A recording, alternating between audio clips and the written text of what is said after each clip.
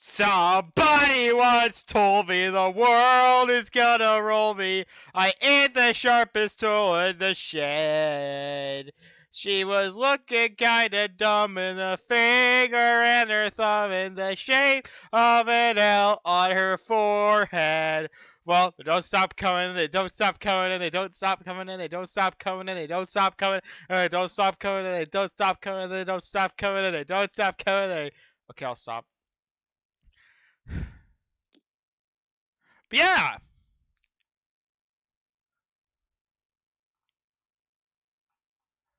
we got ourselves the greatest religious experience of all time. Well, you know, aside from Prince of Egypt, Narnia, and Veggie Tales.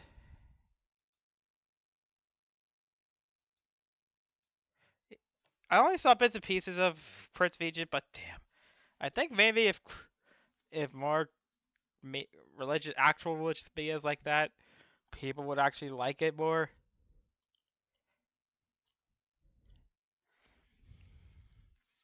But yes, the Shrek DLC for Powerwash simulators here.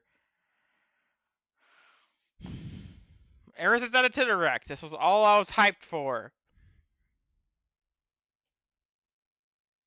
What are you doing in Shrek Swamp? Cleaning it, of course. Among the four modifications for the animation series. Duloc. How? You're dead! You're dead! Damn, what took you so long? Encountering a curious and stubborn Dane on the way? As you are no doubt aware, I am going to be made king by marrying the most beautiful damsels in the world. So White! Oh wait, I rejected her. It was one after. And cause she ain't easy.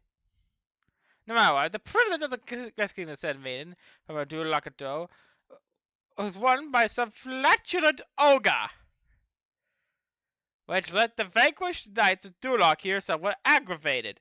Consequently, they vent their frustrations rampaging on the town on the way out. And I might have my bridebees in mimic procession soured by the unruly actions of ignoble ignorance. Thorn Farquaad. Muxcalibur,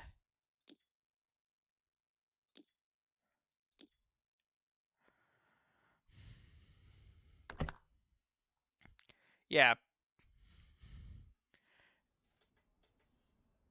If anyone thinks that I like Shrek because of for the sake of memes, though, I like the movie. Like, again, I will say this again, and I think I'm pretty sure I'm here. I think the movie, the cover of I Need a Hero, that Fairy Godmother sings, is better than the original song. It's like they Ramp Another. Not only is it just as good, it surpasses it.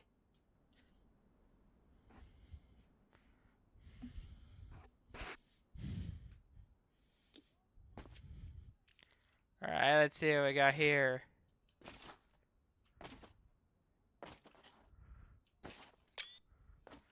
Alright, no, you're good, but rest assured, knight. Your very outrage of being concentrated. Also, how are you talking to me, Lord Fuckwad? Yeah, I don't know. Lord Farquaad was, and yes, that's a hint at what's to come tomorrow. Lord Farquaad was actually theorized to be, how to get away with saying fuckwad in a kid's movie. I'm not kidding. Look it up. I may or may not have to wheel him out the big day. Depending on the context of the card. Right now, I think it's best concentrate with the perfect like coordination. Because I don't know, Farquaad was based on Michael Eisner, who, if you don't know, Jeffrey Katzenberg was Jeffrey Katzenberg's former boss. Basically, Frank Wells, this guy that handled the business side of Disney during the Renaissance, died in a helicopter crash, and which left his position open. But and Katzenberg really wanted to be the next in line, but Eisner said no. Also, he does bear a strong resemblance to Eisner. So in other words, they were making fun of Michael Eisner before the Funk Clan made it cool.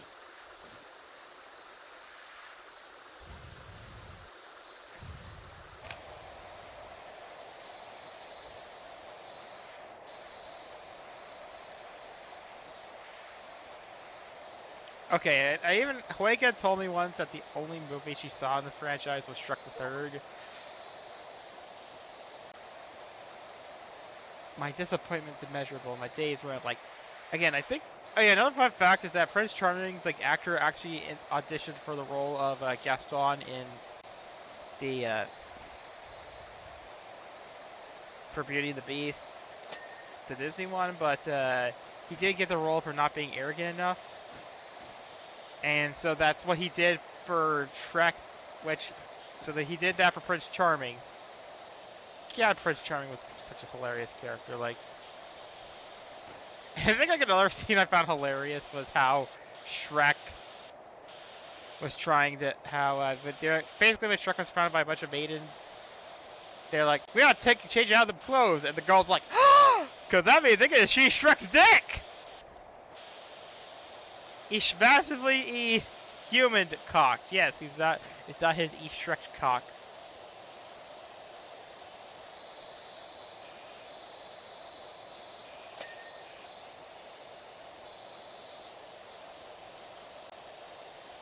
Welcome, Letty. Somebody once told me there were.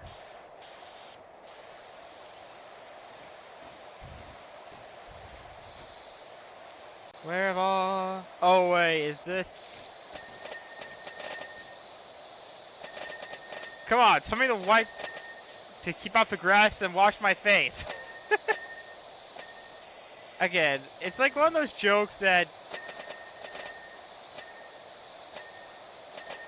So if you don't know, there was like a line where, so this thing was like an information booth, but it was like eventually like a tacky theme park attraction. And remember there was like a little mini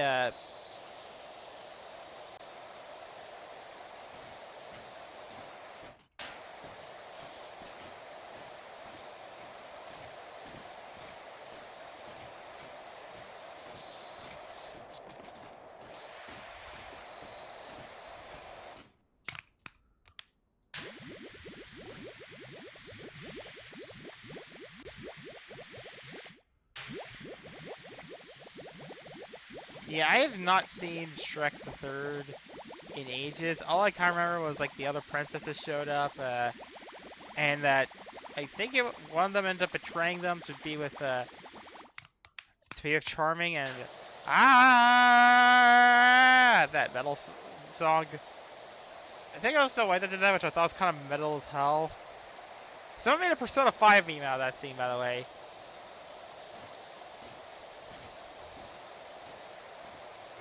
Oh yeah, another thing I kind of made a sudden realization about is, if you think about it, Puss in Boots: The Last Wish is the Metal Gear Rising of Shrek. Think about it. It's a spin-off, focusing on the main character that appeared in the second entry. It's a lot more action focused. Has a loud, over-the-top, loudmouth villain. That's the source of many memes. Oh yeah, and there's a.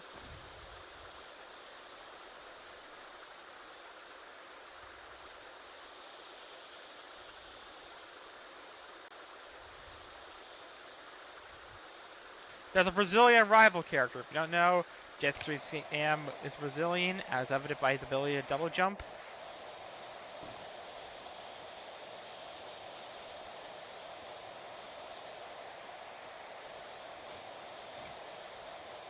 And the actor who played Death in Shrek.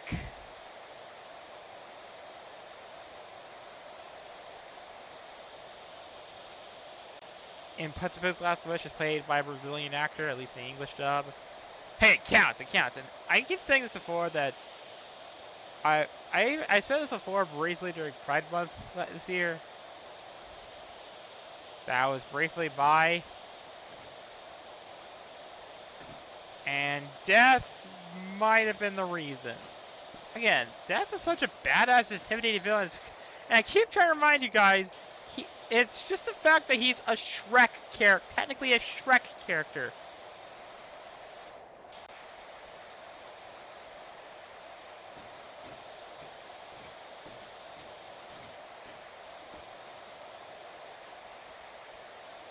Oh yeah, I remember Shrek 4D. Yeah, closing that down is like closing down the Vatican. Yeah, there was a Shrek 4D ride at Universal, and I already said before that I've been to Universal on Sunday, and mainly for the Mario stuff, I kind of want to look around the other park. The staff there were actually really nice people, very nice people there, and I even remember, like, I even wore like a pin from that was like my not only my first visit, and technically my parents they went back in the '90s, but it was not the same park they were in. And there was also Simpsons, like the Universal, and I feel bad for doing this because Simpsons ride, if you don't know, Simpsons ride used to be Back to the Future ride, which was one of the most beloved rides at Universal Studios, with it kind of being their e-ticket attraction essentially. However, I still find it bizarre that they would replace it with an IP that Universal would replace it with an IP they didn't even own. And yeah, I'm really half hoping they don't get rid of the ride, because you don't know, since through the buyout with Disney, the contract is meant to expire in 4 years. And there's already rumors floating around that they might replace with Pokemon attraction. Apparently, I remember hearing a rumor that where Poseidon's Fury is in Orlando is going to be replaced with a ride. Was supposed to be replaced with a Zelda ride, but it was scrapped once when Fast and Furious Supercharged flopped. Like, what's the deal with Fast and Furious Supercharged? Oh, shout out to the cosplayer for this person at LA Comic Con. So yeah, I went to LA Comic Con last Friday, and someone was cosplaying as Farquaad. That big-headed fuckwad.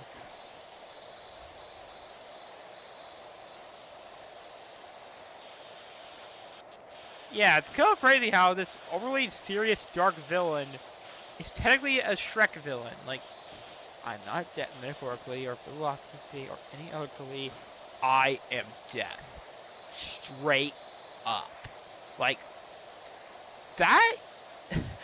I don't know if my dad remembers the movie or not, because, yeah, I went to stay with my dad, and I don't know if he hated it or liked it. I mean, I loved it. Like, it was just a surprisingly dark film, and proves that, which makes me all the more excited for Shrek 5, unironically.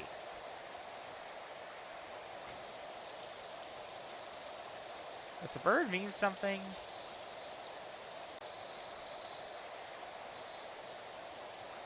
Layers. Don't get. I have all good heads!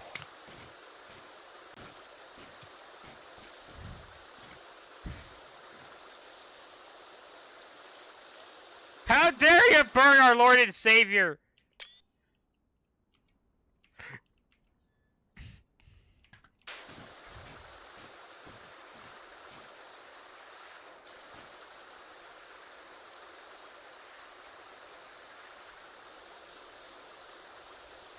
Yeah, the only thing I kind of remember about Shrek 5 third was King Arthur. Was like King Arthur was played by Justin Timberlake, and that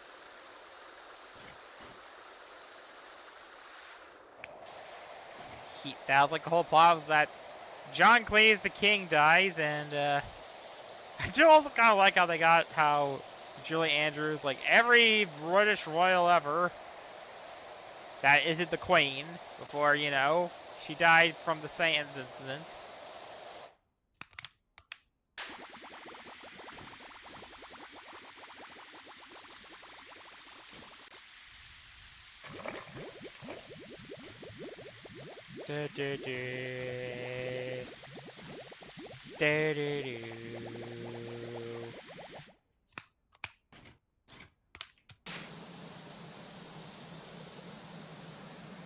Yeah, so King Arthur, the other thing was that the Queen of Far Far Away said that she,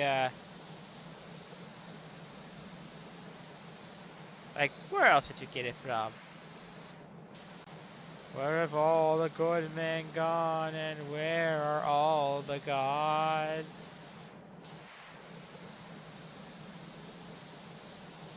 Where's the seat lies Hercules?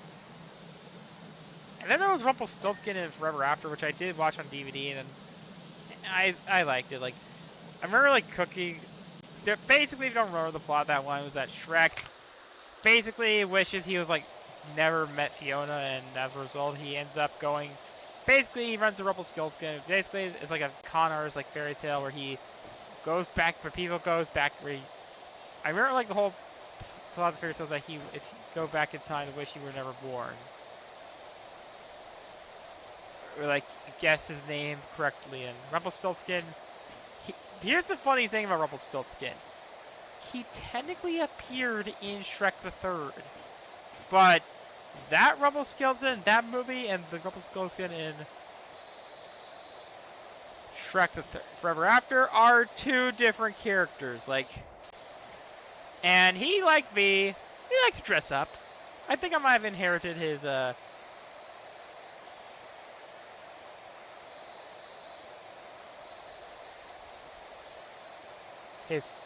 fashion sense from him. I mean, come on, think about it. We're both flamboyant, over the top badasses who love quoting memes and shit.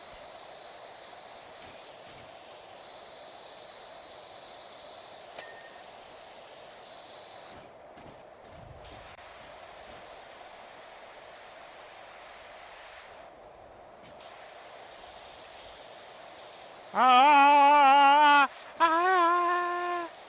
Yeah, again, if I ever do Fire Emblem Three Houses, Fire Emblem Blazing Sword, I'm going to be playing that theme.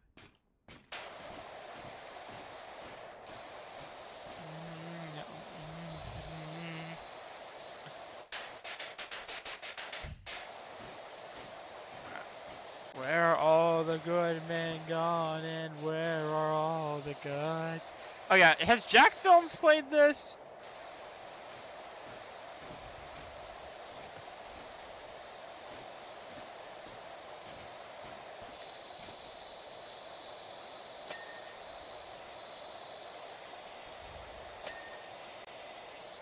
Yeah, I'll be surprised it ends up being the prequel to Shrek 5. Even though we're cleaning up Farquaad and it's clear it's still alive. Basically, so as I said, there was a Halloween special that aired. Basically, Shrek and some of his friends decided to go hang out at the remains of Duloc and to tell scary stories, which were all parody of pop culture. Like, Genji basically runs to the Muffin Man to try and make him a girlfriend who was pretty much a yandere, if I'm remembering this correctly. And then there was like a parody of Donkey had a parody of Donkey and Puss started like doing a parody of Psycho, and it was Prince Charming, and he wanted revenge. I want revenge. God, I love that.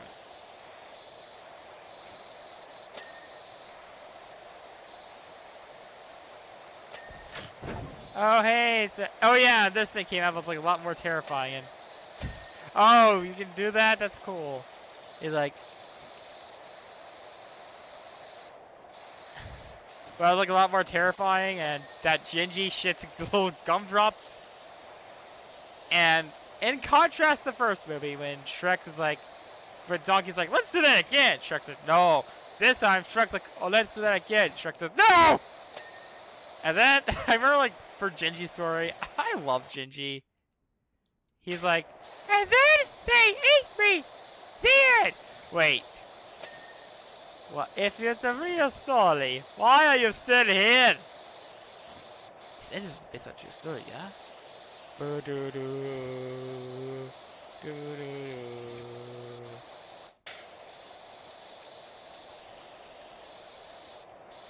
Oh yeah, I think there's like the good cricket was actually there. It's like, we're near to a monster. Oh, what took you so long, idiot? Please tell me we're gonna get something from Puss in Boots' Last Wish. Again, I'm telling you, it's literally Metal Gear Rising.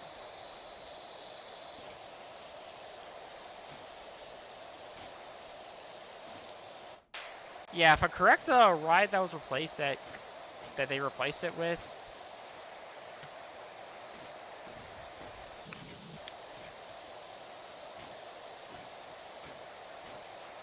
was something Kung Fu Panda related. I remember like riding the Despicable Me Mini may have, but it's a meh ride. Like unless it's like simulator ride. Like I mean, okay.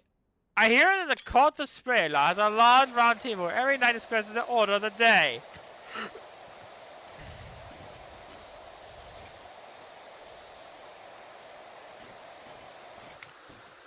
Duloc has a large table with just one seat. Fine.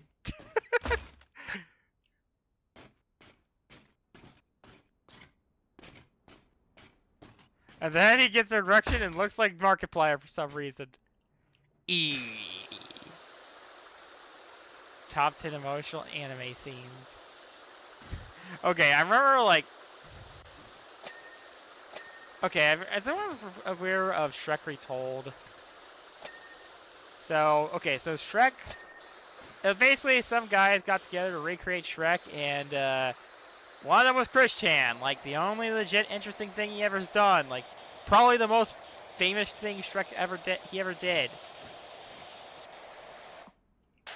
And he can't even remember Farquaad's name. He's like, hey.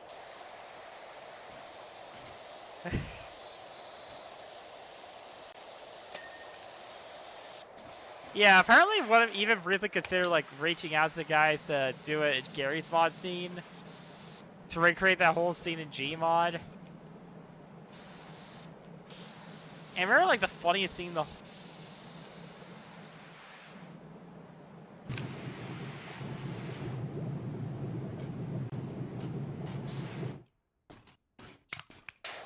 Yeah, the fact I mean, hey. We all know Chris did Chris things.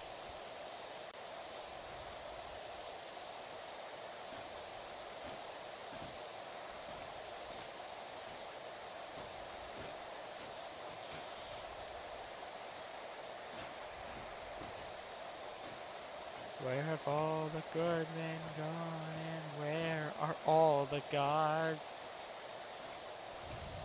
I bet Sean's that wild steed. Yeah, I'd probably bring up right now about Sean, like... So, I don't think I ever finished my story about Sean. So, if you remember, when I first got to hell, I was living with a family of demons who were, like, an old family that had been around for generations, and Sean was the family butler. But he didn't like my attack on Kinji's church. No offense, Kinji.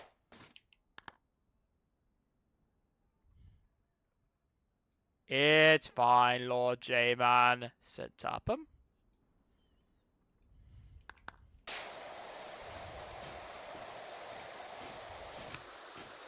Sean getting training from some knight in UK in Scotland to become a powerful swordsman. And I'm sure you all know the story in the Bible where when Adam and Eve got kicked out of Eden, angels guarded the Eden with a sword of fire. Well, that's kind of half true. And yes, there was an angel that guarded Eden, but God supposedly hid Eden inside of a pocket dimension. That's why no one's found it. And that angel basically went missing after all those years. But the sword still remained. But as a result of being in the pocket dimension for so long, it now has ice powers. So during one of my newer jobs, when I ran to Sean, I got a little cocky and arrogant and thought, oh, don't worry, I'm gonna kill you.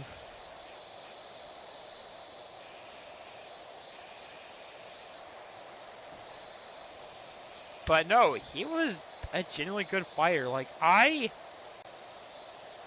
if I wasn't more careful, he could have killed me, like, for good. However, just he was about to deal the final blow. I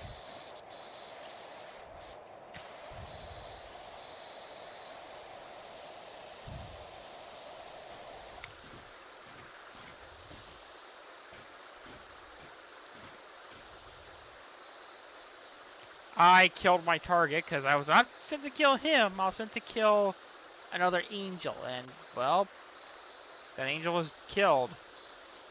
That's when Sean was in heaven.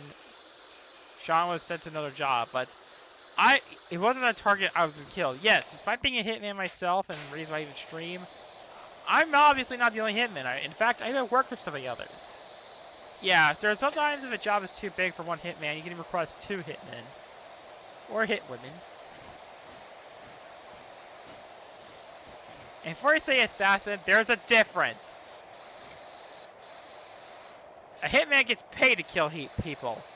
Assassins do it for free.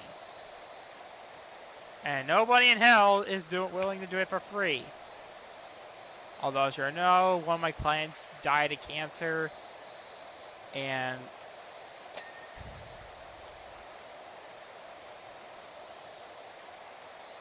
I just did not want to take the money from him. Jacob was a little mad at me, but I told her and I told her this. I said, "Do you want me to take money from a guy who literally just died of cancer?" Jacob was fine with it.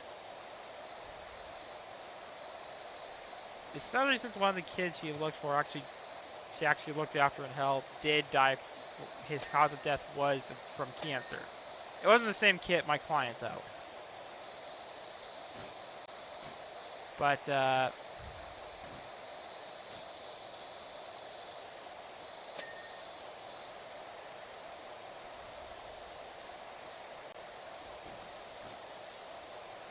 look through my eyes that you'll see like a lie.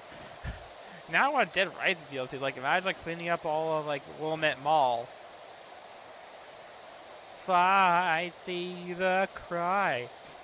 Although it makes me wonder if Capcom's gonna make a can. Like, I don't know if maybe like if they do change the Dead Rising 4 version of Frank into like a, as we all know, Hank East. Like, I kind of wish they made Hank East canon. So, I don't know if everyone remembers the postal. Oh yeah, right, Sean. So, Sean, some hitman, and this was like, and you gotta remember, despite my skills as a hitman, I'm not that high up in the rank. I've gotten to the 7th highest ranked first demon in hell, but this was like one of the top 5 people in hell. I think it was like, I think it's top 10. Like, you think it was the 10th most powerful hitman in hell.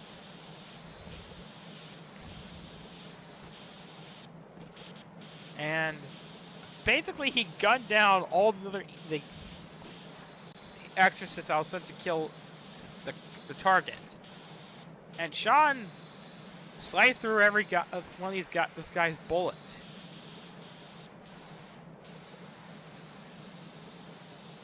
And Sean was very good. So, unlike me where I mainly use my shotguns, and Sean prefers a sword. I mean, I have a katana, but I usually do the things get really dangerous. Sean, a swordsman, one and through. Sean fought viciously, like really good from what I heard. Oh yeah, whereas mine's a katana, Sean, the sword of spirit, which is actually, yes, I'm sure y'all know the armor of God. The one. No, it's not some cheesy Christian ripoff of Batman or Power Rangers. This armor god was legit real, but Sean used the Sword of Spirit, which is akin to a traditional medieval European sword. Sean exorcised the guy. Like, the most exorcists, if you like seal off a demon, they're essentially sealed off to into like a little jar, pretty much for all eternity.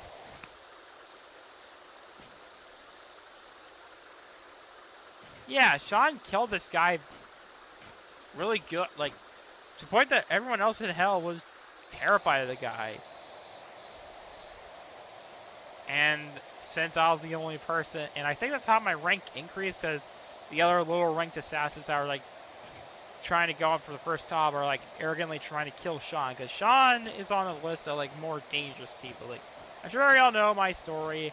A guy that was funding some illegal stuff involving children, who was the guy that sent me in hell in the first place. I mentioned in my Hitman Blood Money Let's Play.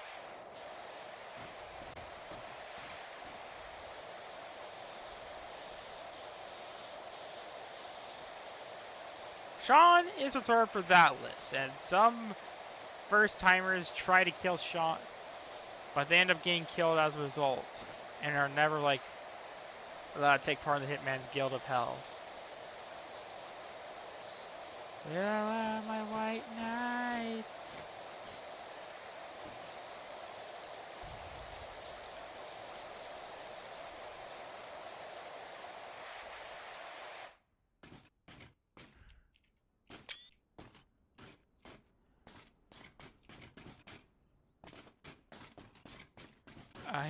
I was Sekiro.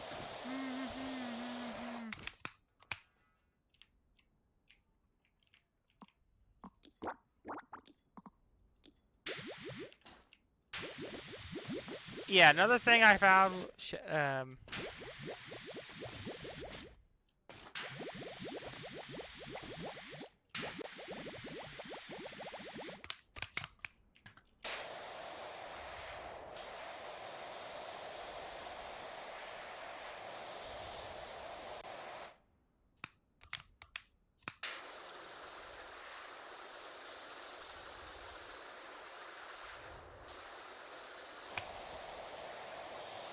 oh yeah, the patch game came out, and I kind of expected it to be not very good. Okay, for context, there was in the same direction that this DLC got announced in, there was a...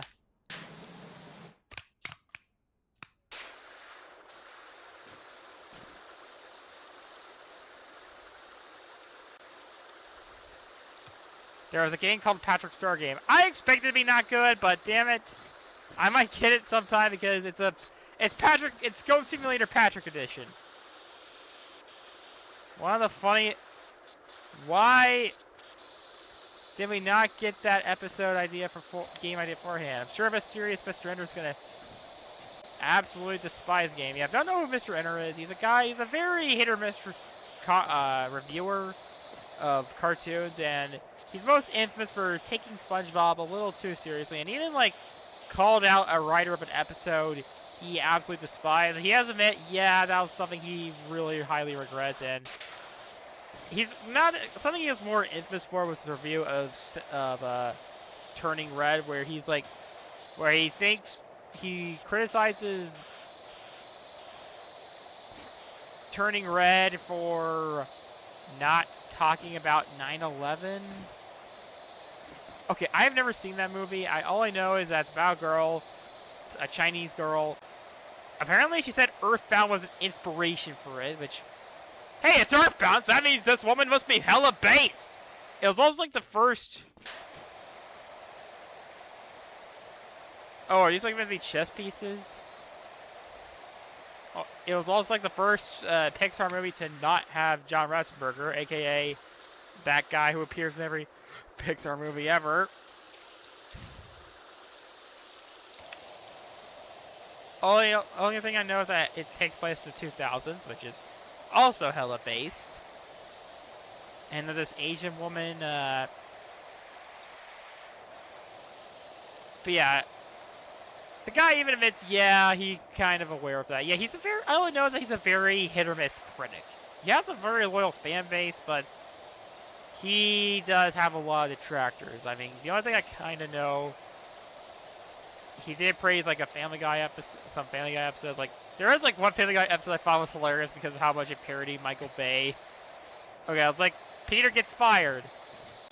If like Family Guy was like poking fun at like this, and one of them was like parodying Michael Bay tropes. And I loved Michael Bay movies as a kid. But there was like a whole scene. Basically, they're like how all the guys were overly large beefcakes, although the women were all strippers. The only downside is none of the black characters wore offensive stereotypes or not. Like, that's the only thing that's missing. And then when they're like, we have come from space to step on church stuff. And they even had, of course, they had the obligatory Linkin Park song. Burn it down, burn it to the ground. And let's settle this. The fight scene with so many quick shots, you won't know what's going on. And they even like poke fun at Michael Bay's overuse of product placement. Even though, like, I feel like Michael Bay movies like the only one where it supports the plot, but I remember, like, even Michael Bay back then didn't really care about plot back then. I mean, granted, like, there's like a whole scene, like, people were poking, is the movie Armageddon, where people are, like, criticizing, some guy was, like, pointing out, like, a plot, like, why NASA didn't just train their own astronauts for, oil. Michael Bay's response was, yeah, shut the fuck up. All I know now is that he's a producer, and and a damn good one at that. If I'm correct, he produced the the Quiet Place movies, and people love those movies. Oh yeah, also I watched more of Street Fighter, like a movie, a retrospective from 4Games Arcade about Street Fighter, and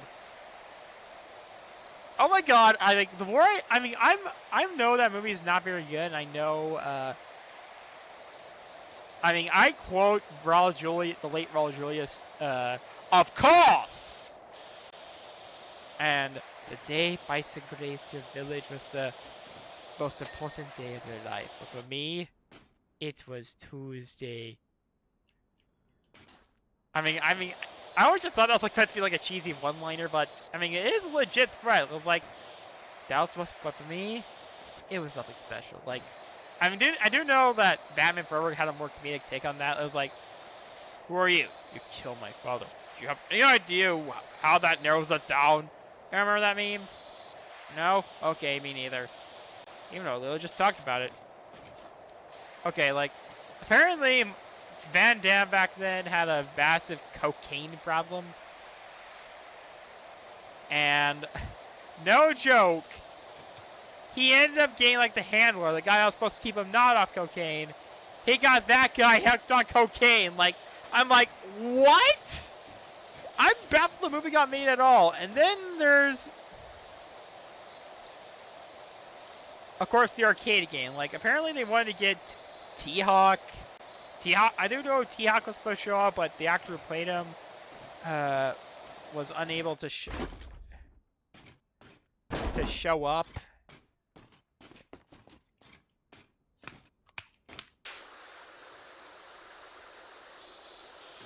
And, okay.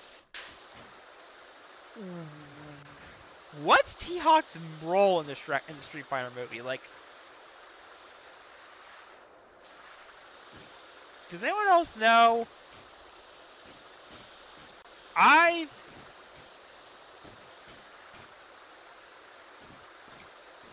Every time people, the only thing I know about T-Hawk in the Street Fighter movie was that he was supposed to appear in the video game.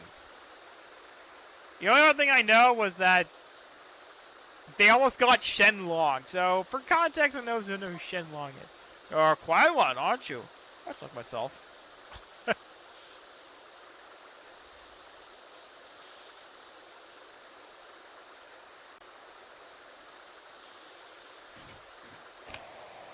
I pride myself on speaking on when absolutely necessary. It is the first words impossible to articulate my train of thought.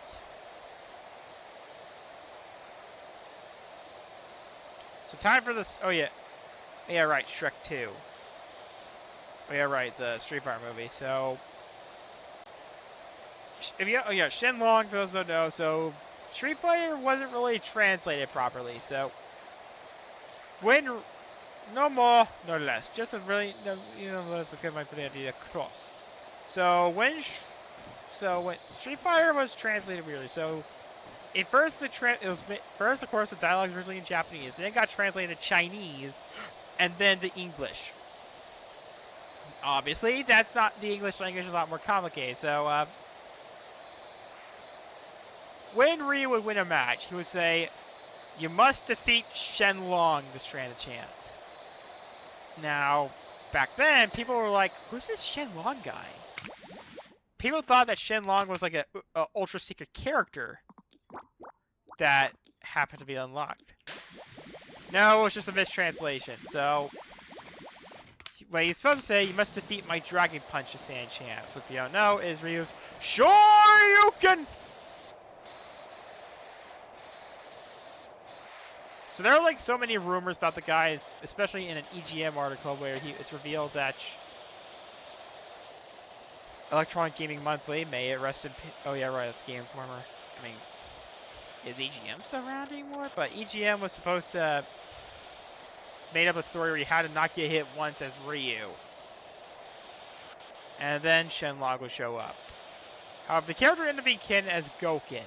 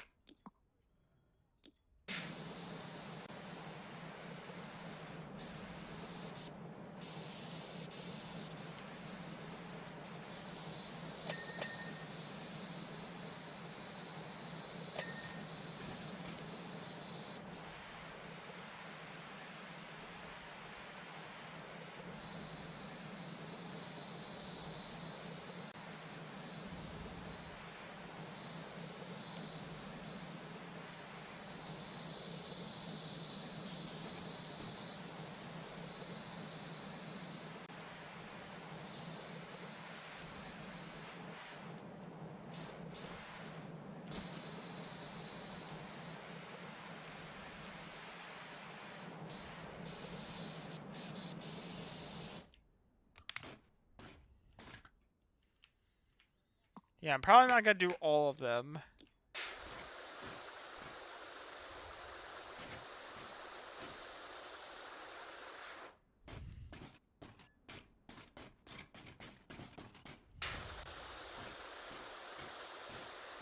Maybe once I reach 50%, I'll do the other level.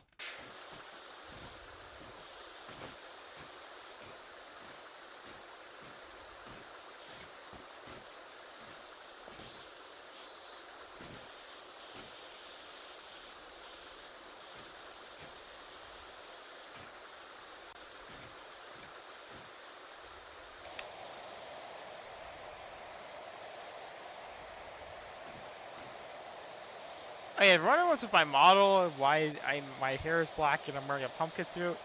That's because it's saving pumpkins, man!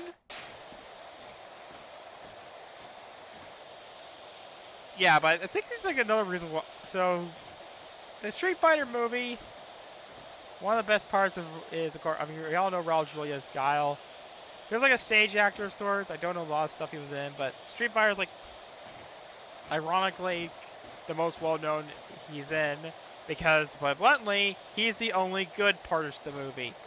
I mean, we quote his over-the-top performance, and it turns out it's kind of the guy was just dying of cancer. He sadly died like before the movie even came out, which he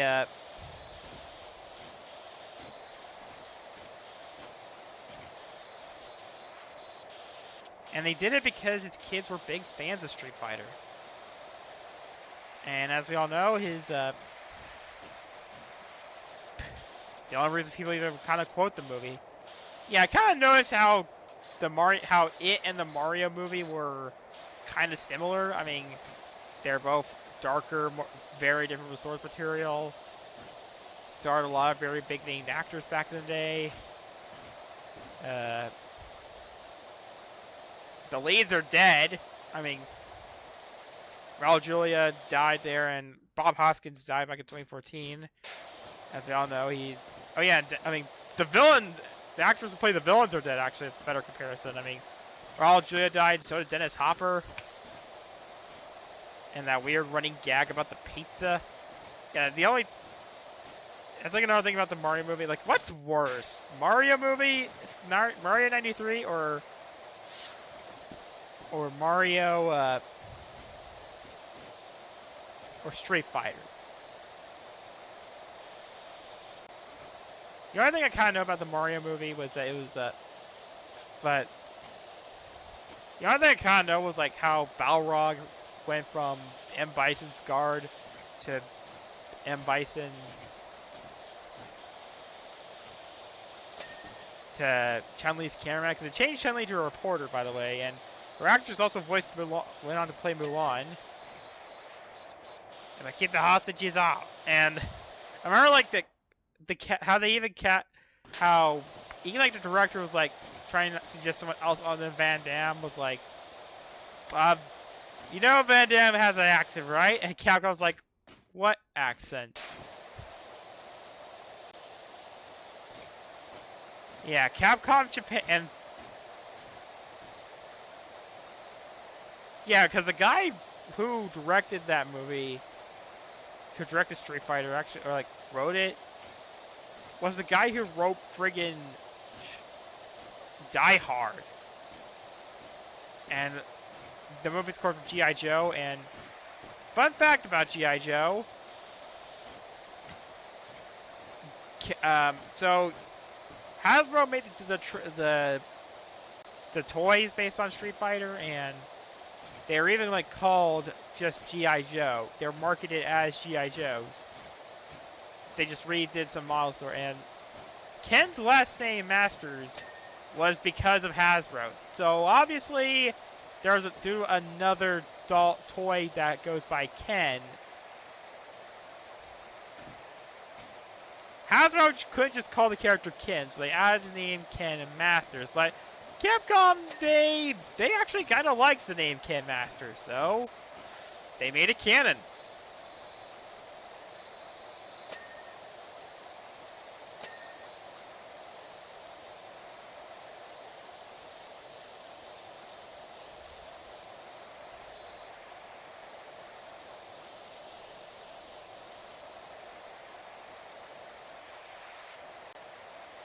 Yeah, I'm also kind of half hoping maybe now Capcom, like, since Street Fighter's popular again, they might give Darkstalkers one last shot. I remember like watching Darkstalker, the video that Thor Goes K made about building a roster, but I was kind of disappointed that he didn't come up with ideas for like her own monsters and just not.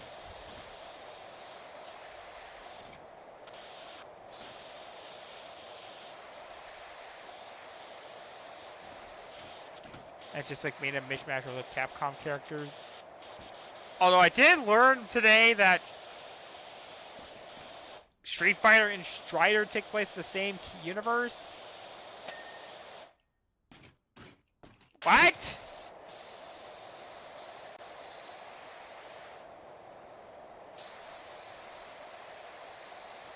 Can someone explain that to me?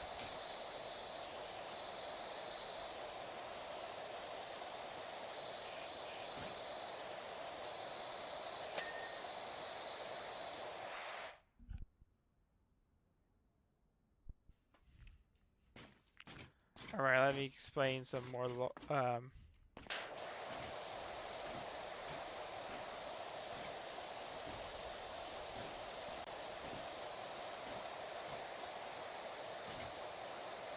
Yeah, I might pick a. Yeah, I mean, Jaga, as y'all know, Jaga's my secretary. I might have her dress as Morgan this year. If you don't know, Jaga, last year when I started being a VTuber proper, Jaga decided to dress up to, you know, introduce herself to you guys. She is my secretary after all. She does want to show her skin, well, as much as YouTube and to an extent Twitch will allow her to.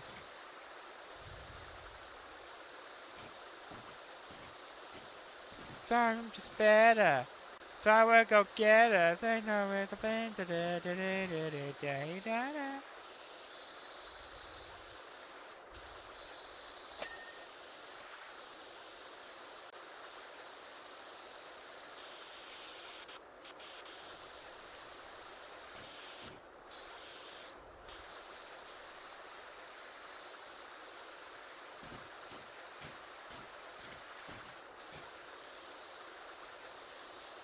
Yeah, I think I'm glad I went to Disney Land, not World, because Hurricane Milton.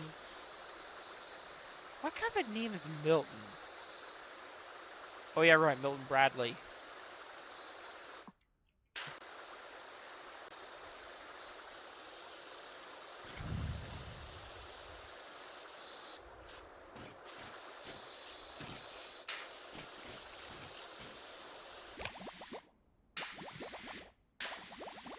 Yeah, so Jaga basically found a little costume from like based on a character from Monster High. Claudine, I think was her name. Jaga dressed like her. I mean, you guys really want her to dress like a skeleton and where else? She basically went to Spirit Halloween and just dressed like a found like a sexy skeleton girl.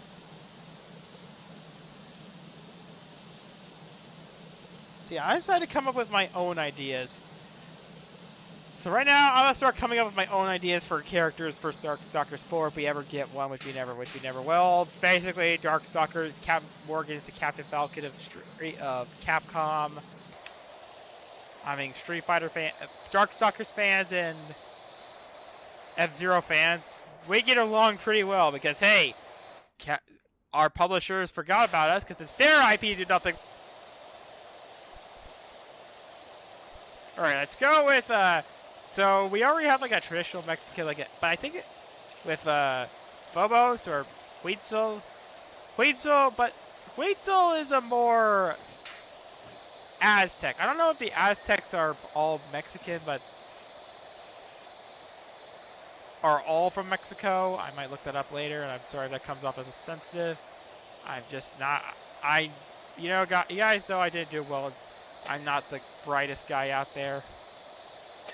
So why not more our traditional Mexican type character? No, not like a sombrero type guy. No, a chupa thingy. Okay, so there's a creature in Mexican folklore called chupacabra, which is basically a Mexican demon that eats goats at night. Why not chupacabra in Darkstalkers? Like him going around like trying to find a new meal. Maybe Ireland. I would say leprechaun, but that's too dumb.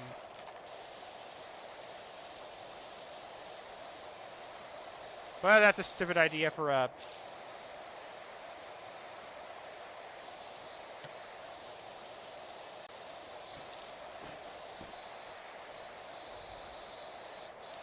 So why not a fairy?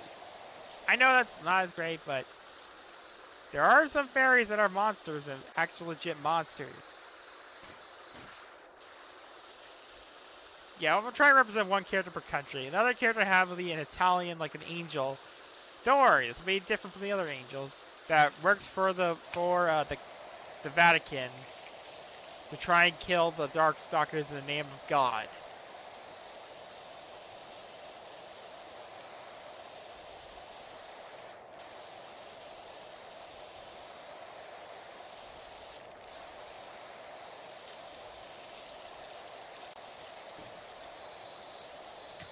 And then a Spanish one, like no, not a Mandor or something like that. So there, in the 80s, there was an anime called Vampire Hunter D, which just takes place like in a post-apocalyptic society where vampires rule over mankind, and one of them is a Damphir, or a half-human, half-vampire hybrid. And I know that's what Donovan is, but Donovan? I just think Donovan's kind of mid. So why not just a rip-off of Vampire D instead? A guy who's like a more mysterious kind of guy who does hunt down there. Just trying how to think of Dimitri. Maybe we can make up Dimitri's son!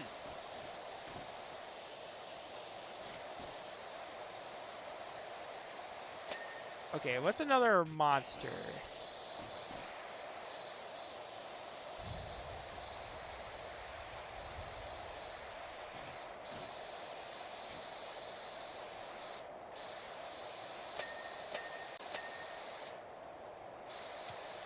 Oh, a genie, or maybe we can make like a djinn?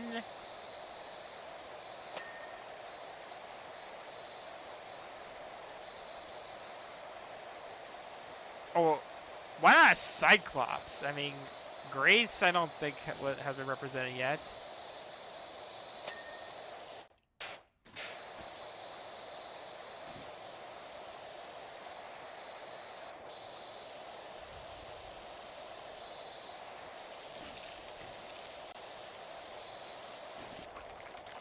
Okay, and one thing I do want to praise. So time to talk about Marvel vs. Capcom Infinite.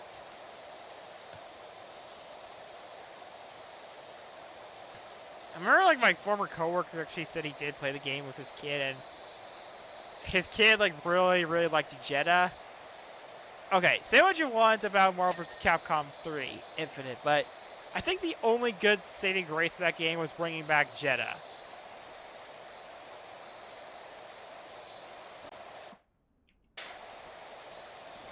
Because Gina was a pretty cool villain. Like, I don't think I even. I think the closest thing I told my coworker about Darkstalkers was Raptor. Because, goddamn, we need Raptor back. If we ever do get Marvel vs. Capcom 4, like a 4 proper, we need Raptor. And Chuck Green from Dead Rising. I like that guy, okay? Plus, I think I'll be slightly different from Frank in that he can, you know, maybe use his invention skills. Come on, follow me, follow me.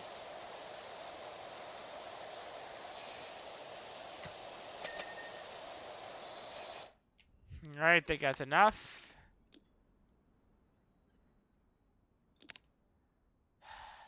Wash-a-lot.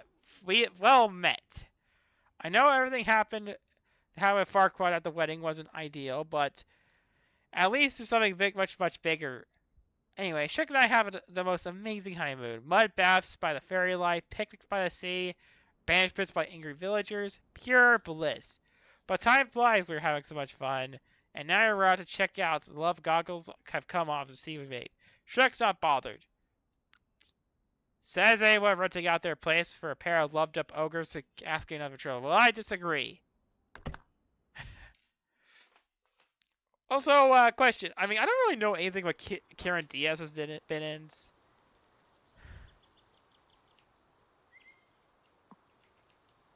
Okay, 5 minutes. What are you doing in my... Say the line, Shrek.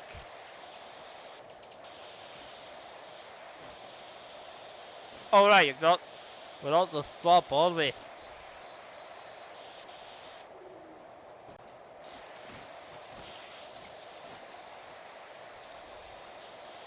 Oh yeah, they don't like know, like, cause there's like that one show that, never mind. There's that one show that, Michael Myers was in, like, based on, like, I Married an Axe Murderer. That was a great, but pretty much the one thing people talk about was a scene where Shrek shows up. There's, like, some ogre that was, like, trying to just kill everybody, attack people, and that's when Shrek comes in and saves everyone. Don't worry, latte, I'll get out of my swamp. Thanks, Shrek. You're welcome, latte.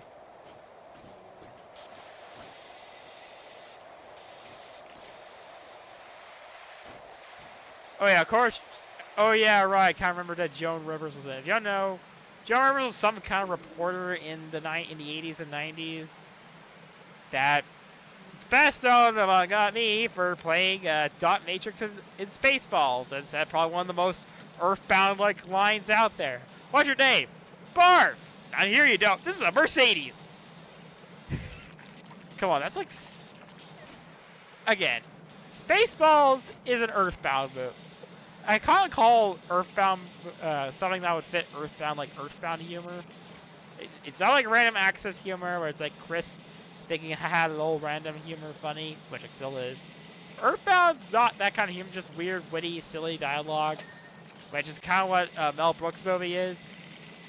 I also call it 80s parody movie because that kind of dialogue exists there too. Like, Like, in Earthbound, like, one of my favorite lines when I replayed it earlier this year was, I hope that monster isn't as strong as my wife.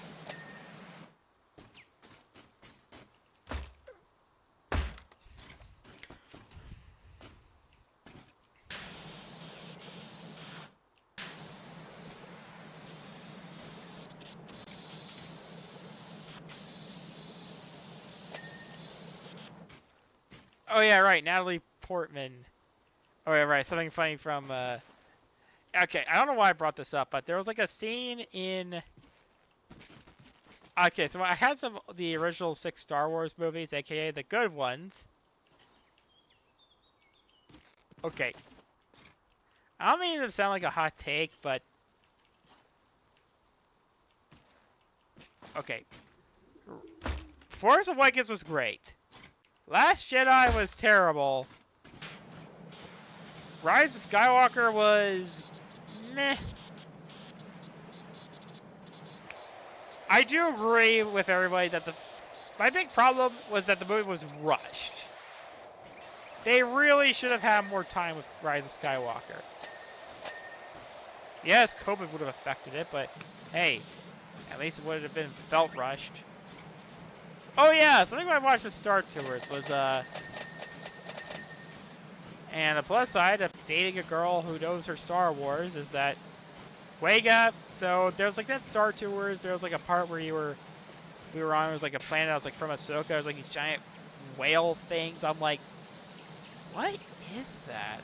I don't know this.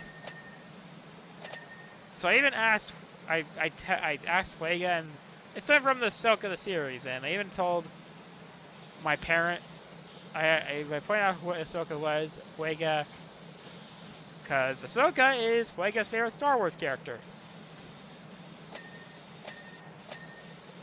I mean, I can't remember her being like a teen.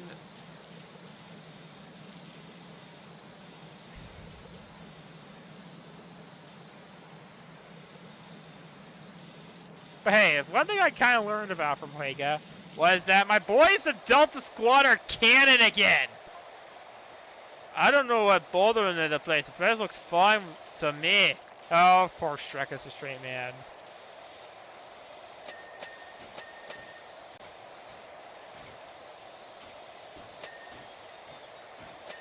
Although the kind of blob was not. It kind of goes it.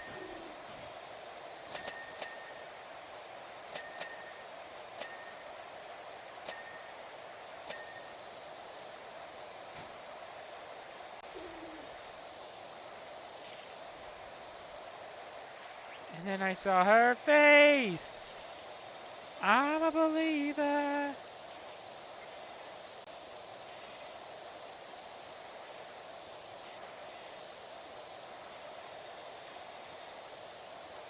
Lolly lolly lolly kawaii.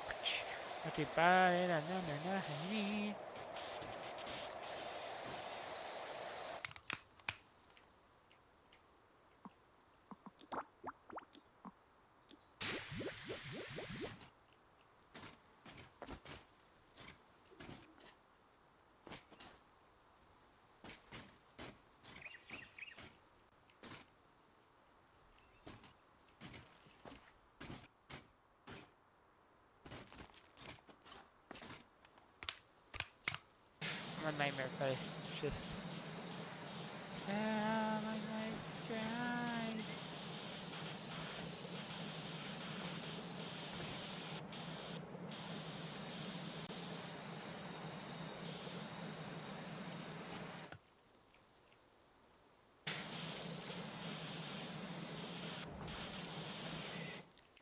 Yeah, I want to try and sing that. Like, where have all the men gone?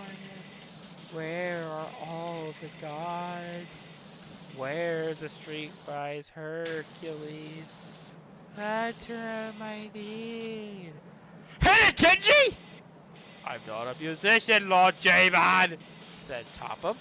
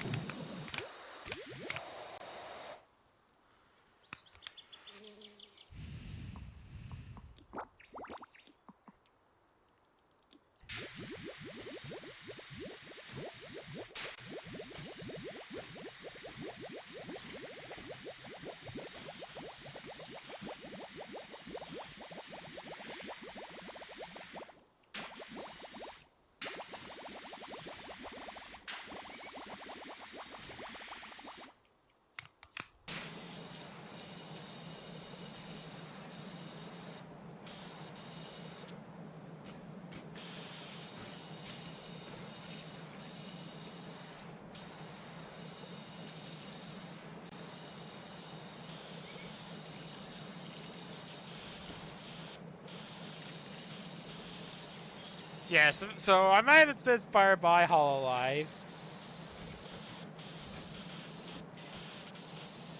But I want to try to host a Team Fortress 2. A Team Fortress 2 match with a bunch of other VTubers. Like, all the VTubers all play TF2.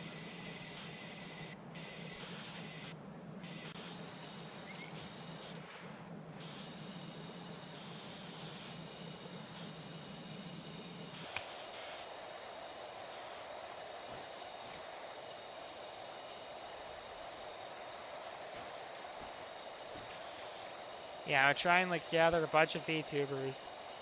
And have them all play TF2.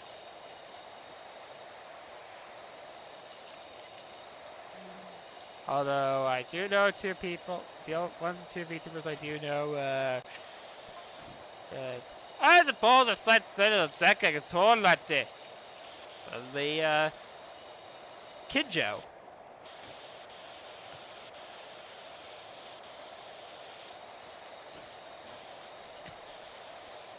Like a burning slime covered toadstools laid everywhere exploding. Bad dream of what I need. Okay, so, time really kicked itself on the wall like my cake latte. Shrek, stop calling your cake your ass a cake. But that's what it is, latte. That's what it is, Fiona. Yeah, I feel like Shrek's... as I've gotten older, I have a love-hate relationship with Donkey. Like, he can be funny at times, and... But I feel like it can be, like, too much, I guess. But there was, like, a genuinely sweet moment of him with... Kind of like the heart of the franchise, like, but there is, like, one scene I liked with him was that... So, as a result of, like, the potion of Fairy Godmother, Shrek turns hot. Shrek becomes hot, and Donkey becomes Donkey becomes a proper horse. But after the potion, Shrek and Fiona. I remember, like, I think if I'm correct, people kind of make comparisons to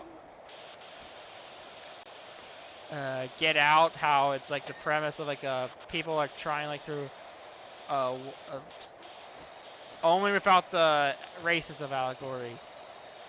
Okay, I have never seen Get Out, but I will still find it hilarious that Jordan Peele went from being one of the funniest people online, people on Comedy Central, to a legit genius man in horror. Like, the guy's working with friggin' Kojima!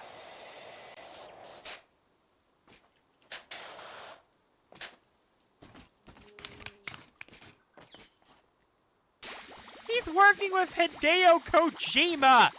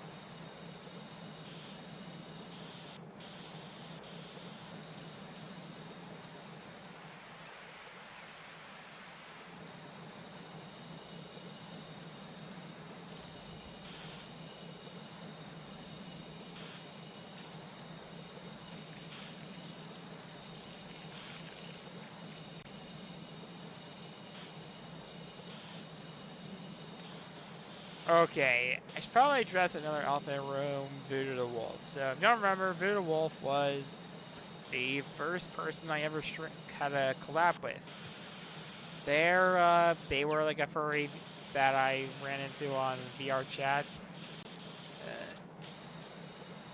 The person that kind of got me into Dead by Daylight, yes, it's kind of those kind of things. I'll say there, but she's cut ties with me. They've cut ties with me.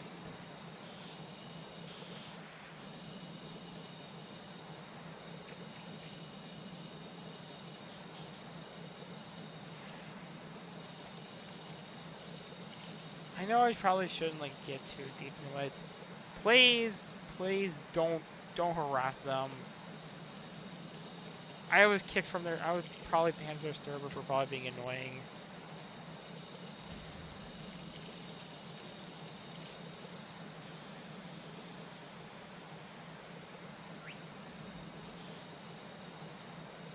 But they did get me into Dead by Daylight.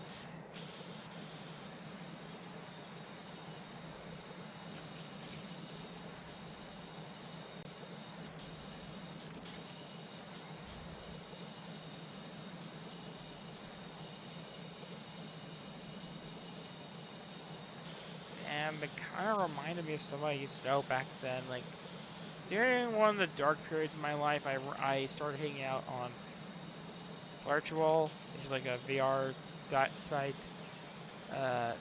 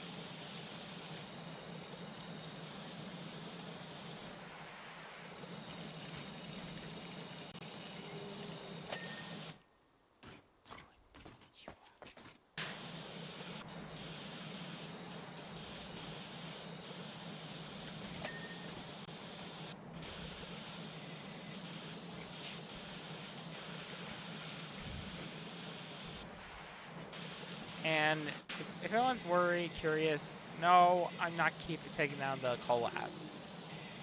A part of me had a feeling this was going to happen eventually, so as I said, there was somebody out there I used to know back in my VR in Virtual, like, they already had a partner, I kind of knew it, but they were helping me out through like a rough patch in my life. I was genuinely worried. They were having suicidal thoughts to the point that I was trying to save their ass, to stop them killing themselves. But then, sadly, by January of last year, they blocked me.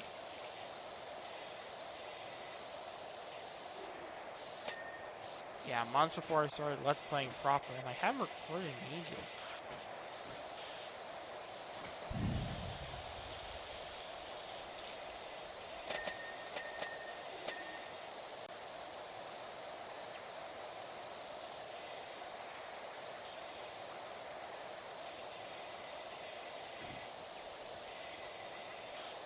Understanding.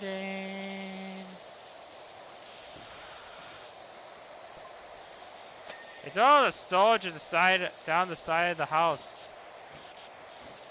What's a stowage?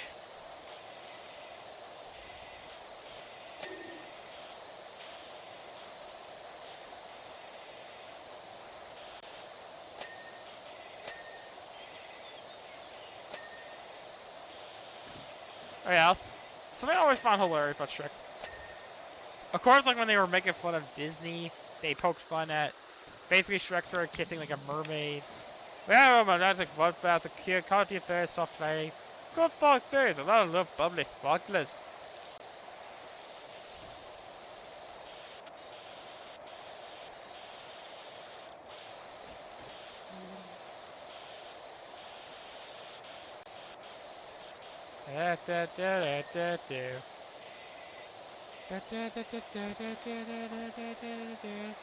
Where you can buy bolts and screws. There's a thing been walking on here. I can't wait, no. I can't wait. I can't wait till they open up that door.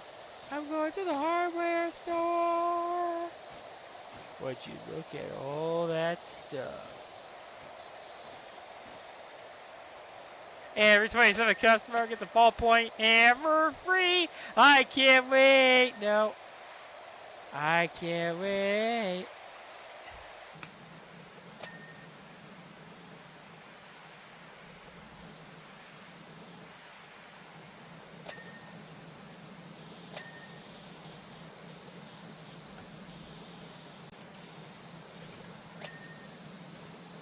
It's hip to be square. Hey, Paul!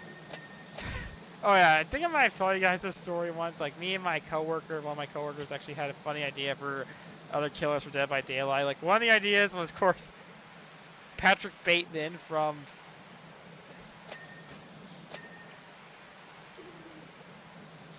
American Psycho.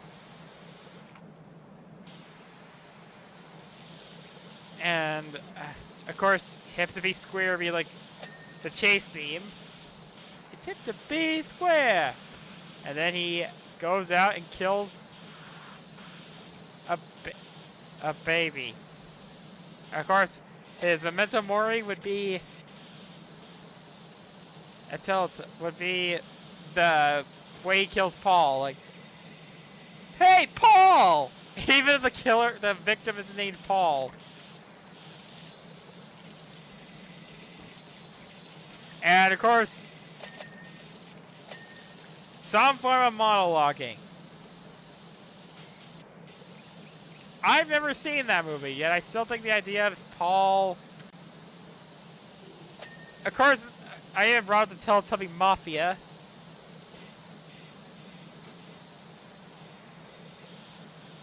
The Teletubbies, who are Tommy and... My idea is like a rare creation of a scene from The Godfather. Okay, I've never seen The Godfather, but I know there's like a scene where a guy beats someone to death with a baseball bat. That's the Teletubby Mafia's memento mori. And you know what I think they should add? A Frankenstein's monster. I mean, come on. That would be so cool. Frankenstein's monster? Yes, not the scientist. Like everyone else mix it up. Oh, I should probably tell you something funny about this. So, in my English class in my senior year of high school, when I got really into Fire Emblem, so...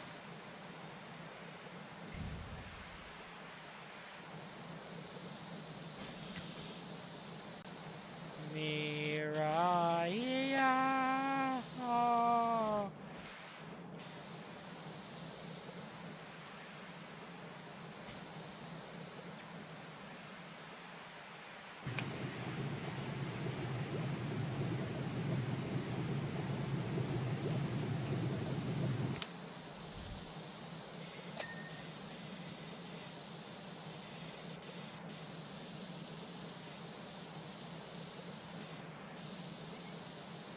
Yeah, it's so weird seeing Amelia Watson. Alright, so we were like trying to do like a script version of Frankenstein, and how apparently one thing I learned was that Thomas Edison was a film producer of silent films, because like there's like a silent film version of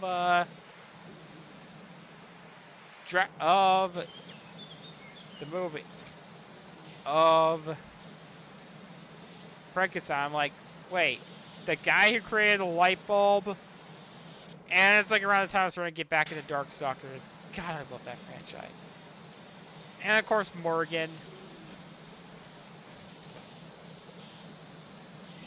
Jaga. Yeah, when I finish up, I'm gonna try and make that for Halloween, like a Jaga.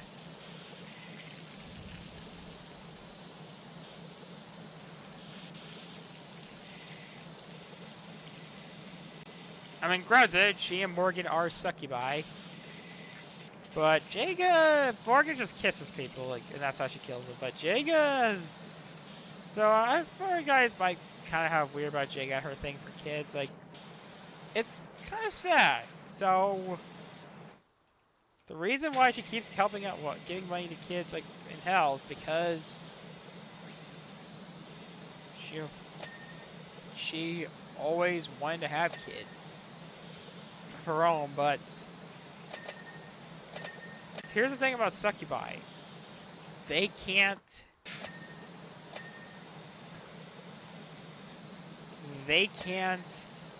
give birth. Their whole point is to kill people via sex.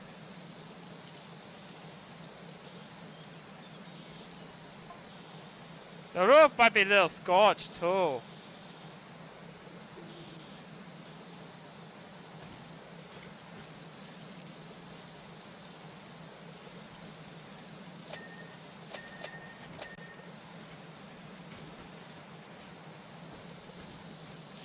Revenge lightning strikes.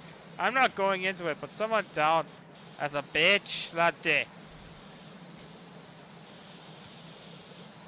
Alright, so yeah, I said about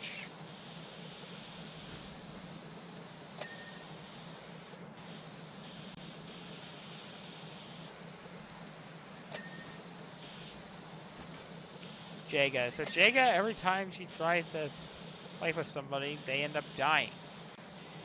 And she even tried using donations from certain fluids, but that won't work either.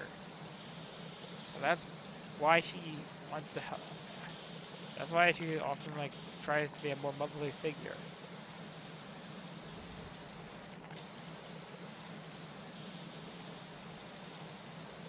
So yeah, that's why I'm kind of fine with her taking. Because as we all know, Jaga.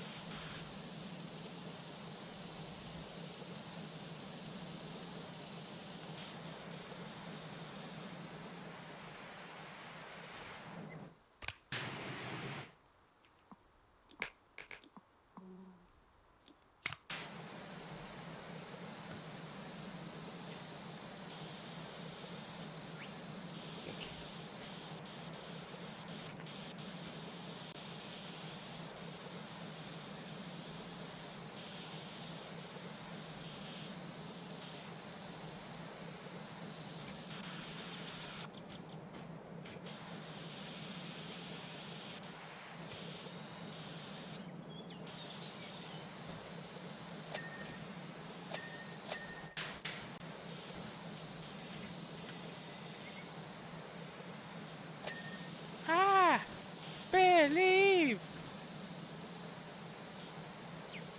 Also, is the Shrek musical as bad as everyone says it is? Yes, there was a Shrek musical that I've heard it doesn't really use any the songs from movies. That means, no, it doesn't open with Shrek saying somebody once told me the world is gonna roll me, and Shrek saying, don't get.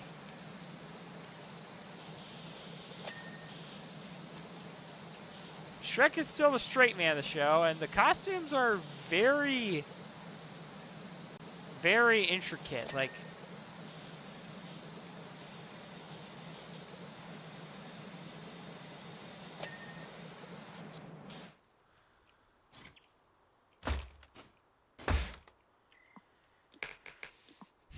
It even won a Tony. That's an Oscar for Broadway.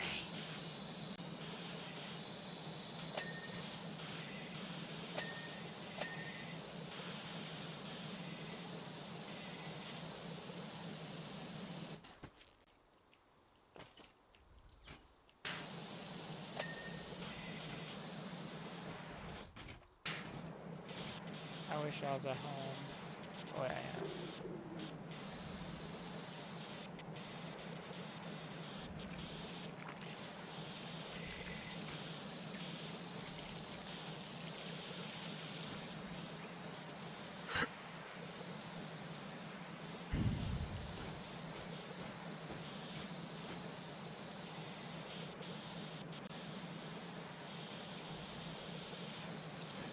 Oh yeah, right. So of course I came up with one funny idea I had. God damn, this is so long.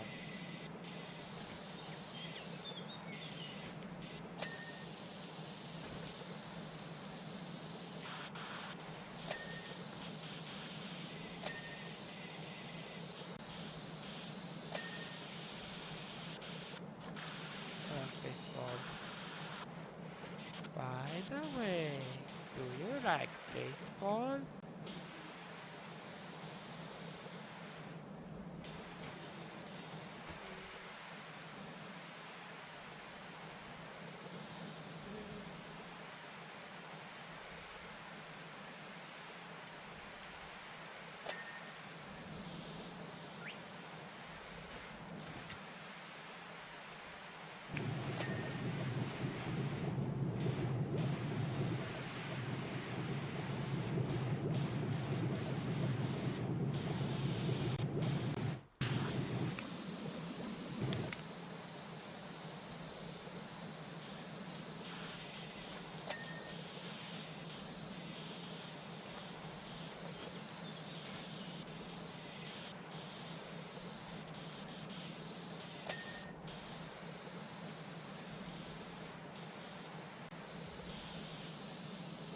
Also, I'm surprised they haven't made a mall setting for Dead by Daylight.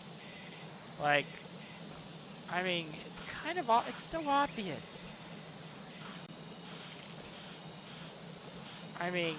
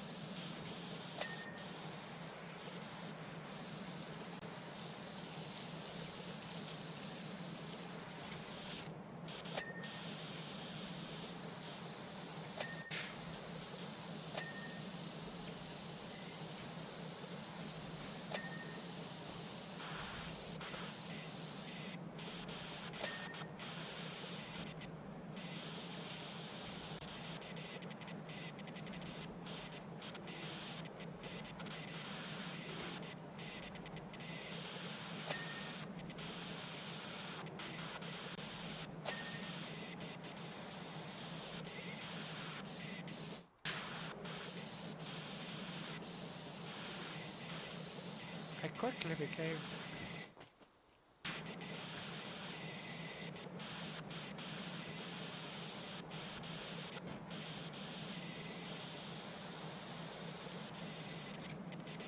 A 1,000 years ago.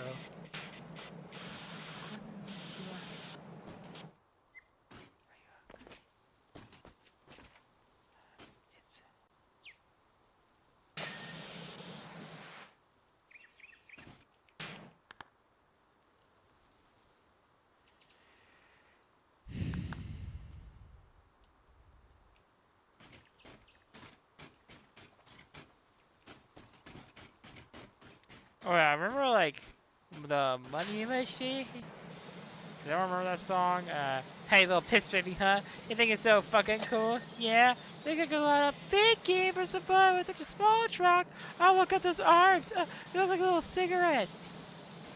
Okay, I remember like when I first heard that song, I was not aware what hyperpop is. It's basically meant to be like a parody. It's basically shitposting if shitposting was a music genre. I mean, it was like over the top, like intentionally done stuff, and the lyrics. I remember like when I first heard the lyrics, I thought that it was just some edgy kids like who got a hand on like who found out how to try and make quote unquote music. I thought that they were trying to think that swearing was the funniest shit ever.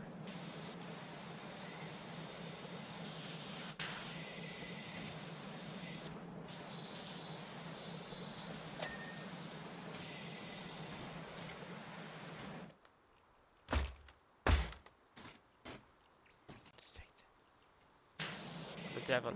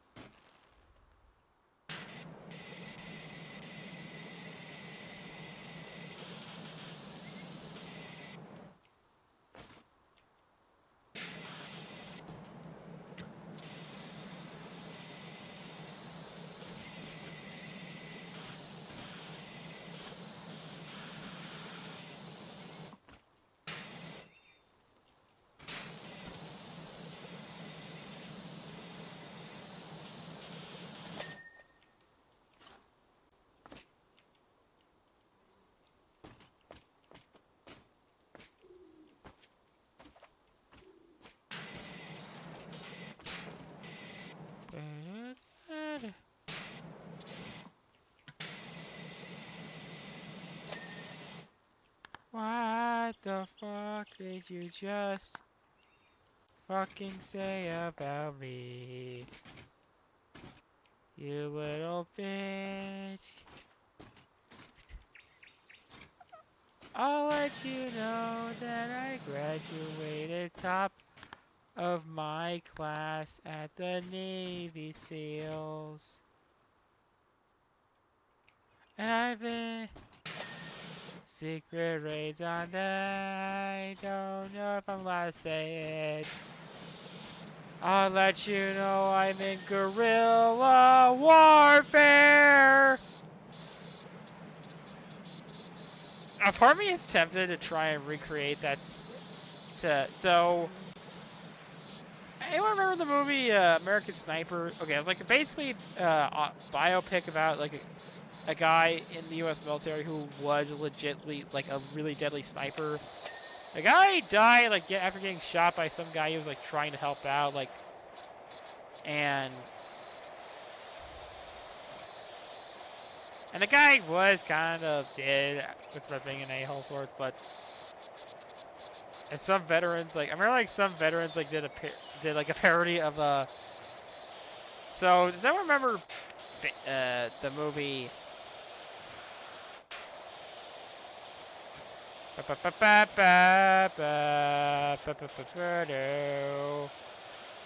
Enough, Reggie.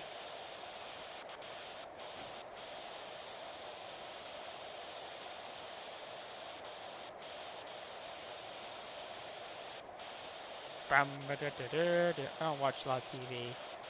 Shrek. Is Shrek canon?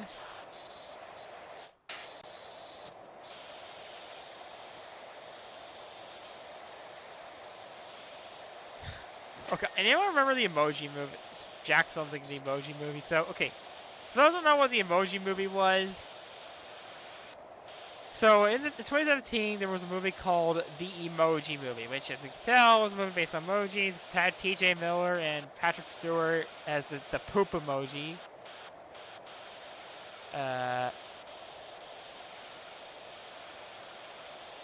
It is just as good as it sounds. In other words, bad. Like, not just meh bad. No, we're talking the first animated movie to be nominated for Worst Picture at the Razzies bad. Like, Sony themselves have since done so. The director of the movie essentially left the animation industry altogether. T.J. Miller got canceled and the only reason the only thing that kind of kept the movie afloat a bit was a parody, I never really used emojis that much, so. But Jack Jones kept sarcastically praising the movie, like saying it was going to be the best movie of all time.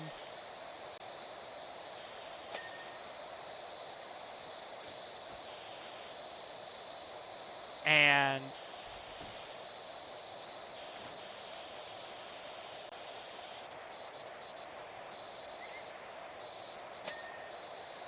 that Sony themselves actually invited the guy to the movie's premiere. Oh, crap.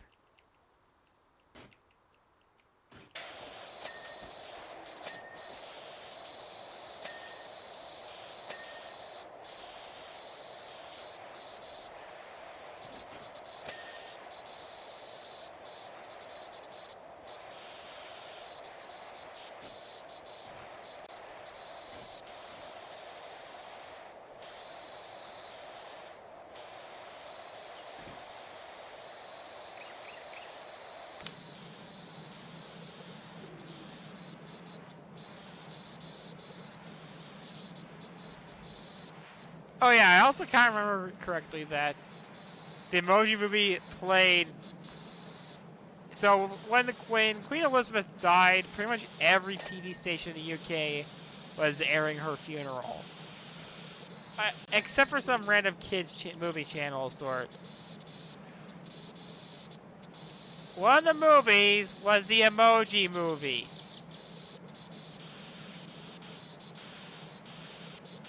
And I've never...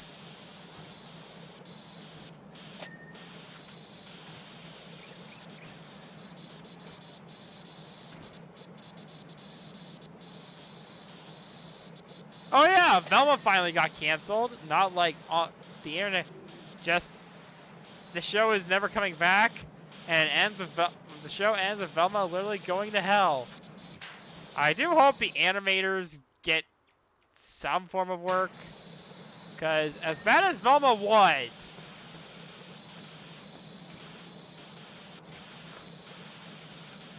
the animation was the only thing that saved it.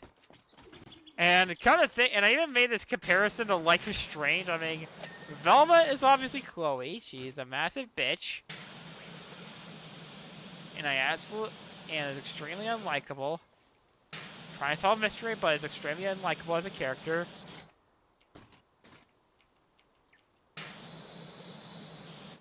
Come on, just think about it. It's literally just Life is Strange without Max. Much like how Scooby-Doo, what Velma was Scooby-Doo without Scooby-Doo.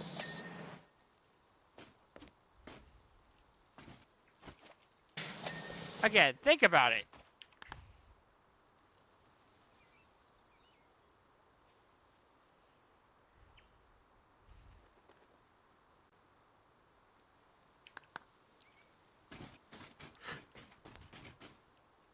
Velma...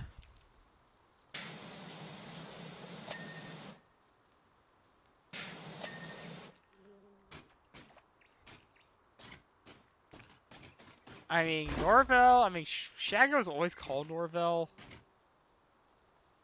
Oh, yeah. Daphne is Victoria. I mean, I don't know why I kept calling her Veronica, because, I mean, I'm only guessing it's because Veronica just sounds like your average bitchy girl in high school name.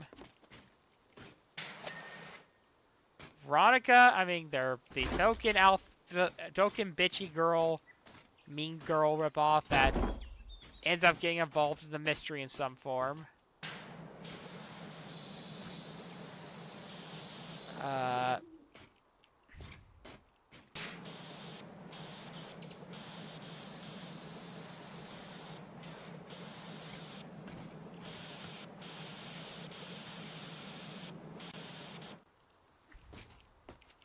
The Victoria...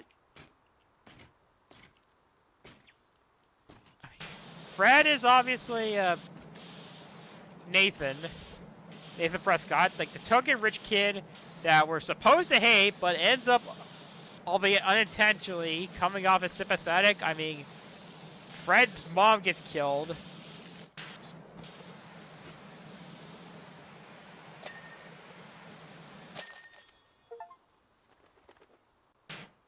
Honeymoon? With whom?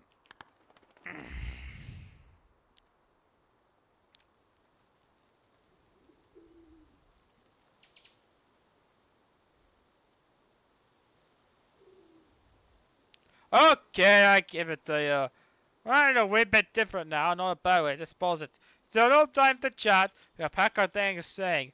I went to see my swamp again. Just so many surprises. Wash it out! Stand there looking cool and metallic. Come on in. Don't worry about the beware ogre sign. You're perfectly safe. Well, normally you'd be toast, but check if you're still on a honeymoon, you know. You see, me and the gang got a big getaway at our wedding after party. And what's... Oh, sorry. Oh, it's Donkey. What? So I say looking cool, but come on in. Don't worry about the bigger ogre sign. I'm perfectly safe. Well, honestly, you'd be toast, but check if you're still away at the honeymoon, but still. See, me and the gang got a little carried away at our wedding after party, and what's Shrek if you're gonna take it off, but... You're great, you know. Oh, that's all. Let's put that away. If Shrek gets back on something like this, I made a lot more of that pixie dust. I tried, okay? Somebody once told me. Yep. Alright, back to the story about Shrek.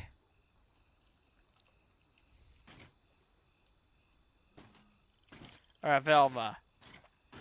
And Norville is Warren. I mean, your helmet alright?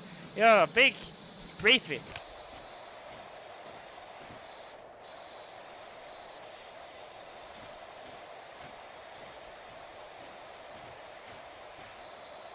Yeah, when I saw this, I just assumed it was something that Shrek's kids got involved in. Friedrich, Hubert, and Hades. I got good AIDS! Somebody once told me the world.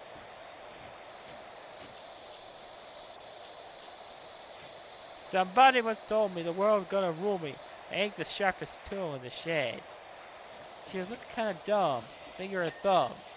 Shape of an L on her forehead. But don't stop coming. Don't stop coming. Play the rule. Hit the ground. Running.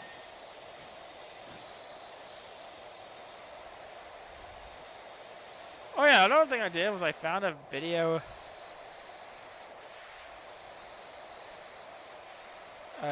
about a very, very mentally ill guy, like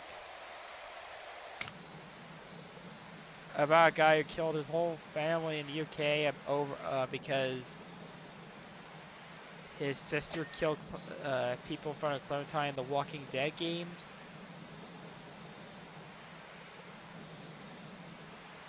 Like, the guy was on some certain sites, and even they were like appalled by some of this guy's behavior. Like, they're like, we're fucked up. We're not that fucked up. Like, I'm not gonna say the name of this person, but dear God, when certain people have a higher moral ground.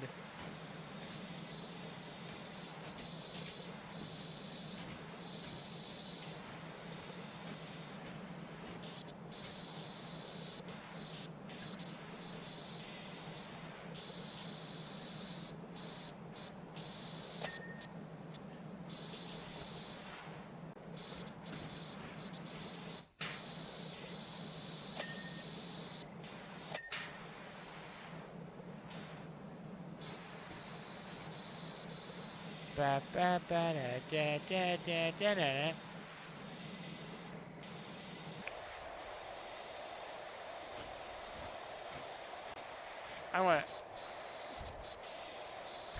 I'm half tempted. Oh right, I think I might have told this story once. Like so, that was like at my grandparents' lake house one time. We were trying to scare some family of my some people with kids like away by playing some dirty song. They tried playing songs by Cupcake. I suggested Ram Ranch. I tried to cure them with since they're also on Spotify, and the only 12 song I thought that I could cure people with was a song from the World and Sophia song, which was Transformation.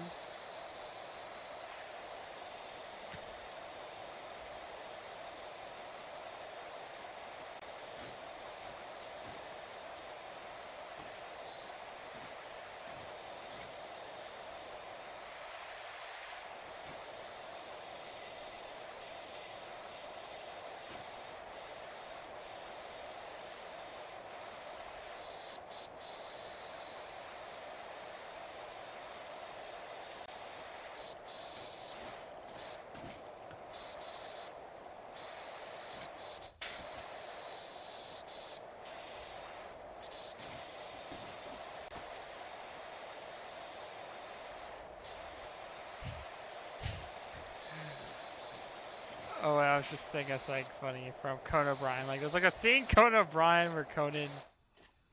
Okay.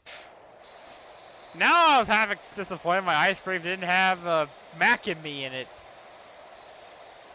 For those that don't know, so there's like a running gag whenever Paul Rudd would guest star on Conan O'Brien, he would play.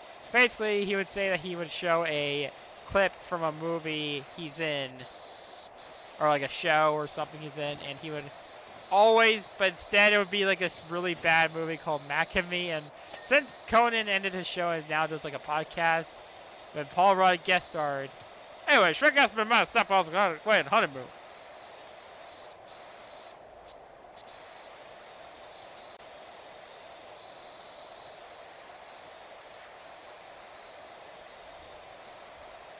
We're not exactly what best friend had to do, even though Shrek.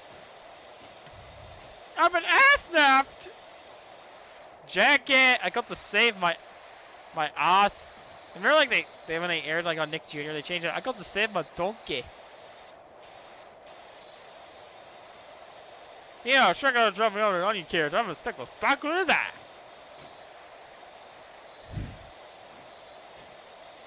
Okay. You know, don't. It said donkey. Yeah, go. This is your hometown too. Watch over, and I believe you. That doesn't. Shrek didn't say that. 5 minutes. Would you please stop being yourself? Not required to live without that. For 5 minutes. Also, yeah, something I can't remember like this in Hey, was this something cool?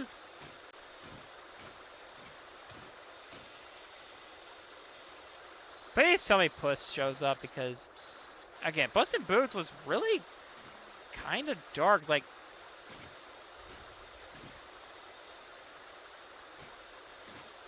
assemble the minions. Okay. Does anyone remember Minions Rise of Gru? Okay. I wish I saw Minions Rise of Gru because we don't know when that movie came out. People started wearing tuxedos to the film's premiere, like in droves. Like, and it was like the first movie to come out after the pandemic. So, I want to wear a tuxedo. I want to wear a tuxedo when Shrek 5 comes out. Like, anybody in the area who wants to take part in this, I want to play the Giga Chad song, like the.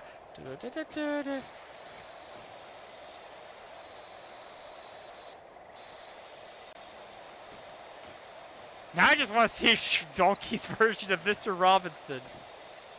Okay, so for those who don't know Saturday Night Live, so when in the 80s when Saturday Night Live first aired, at the beginning of Saturday Night Live's heyday, like in its, I think the show's prime was more the 90s. Oh my god, come to think of it, almost all three of the main characters from Shrek appeared in Shrek. All the actors from Shrek appeared on SNL, now to think of it, because there's like a sketch like Jungle Higher Junction, basically like a parody kid show of children's television where basically some guys that are spelled fuck. Will Ferrell's like Fred Friendship, and everyone's like there, and the guy they wanted Fred Friendship to be in the front, but Fred to spell fuck, and this trinket are like, no man, no. They're not okay. So there was a show called. There was a show in the 80s called Mr. Rogers. Like this very, very wholesome guy, like that no one will take kindly if you talk shit about him. He's fine with parodies. They're fine with parodies, but making fun of the guy saying bad things about him, no. Even 4chan would go after you for that. So, okay, so as I said about Mr. Rogers, so there was a parody called Mr. Robinson's Neighborhood where it was like basically this urban like wisecracking guy, like sketchy guy you would see like at the neighborhood. He's like, "Hey, boys and girls." Like for a Christmas episode, he like scammed a kid out of money, like, oh, look at this little baby doll. Ain't she cute, boys and girls? And puts a head of lettuce, like, there, Cabbage Patch doll! And it always ends with, Mr. Landlord. Either him getting evicted or a person trying to report a crime, like him like sleeping with his, such a range that ray of matches, that boys and girls? Can you sing? Get up on long.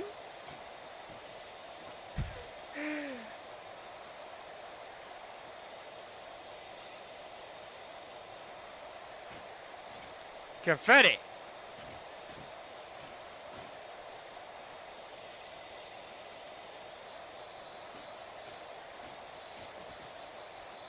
Yeah, so he even like Mr. Rogers himself actually did give his seal approval because he was fine with the parody because since it was obviously a show for adults, but he also was fine with it because that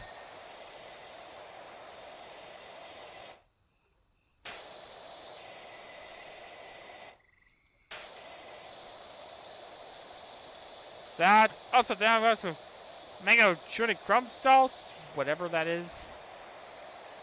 Hello, boys and girls. Can you say Jesus Christ is dead? Can you say God's not dead, unnecessary seek electric boogaloo?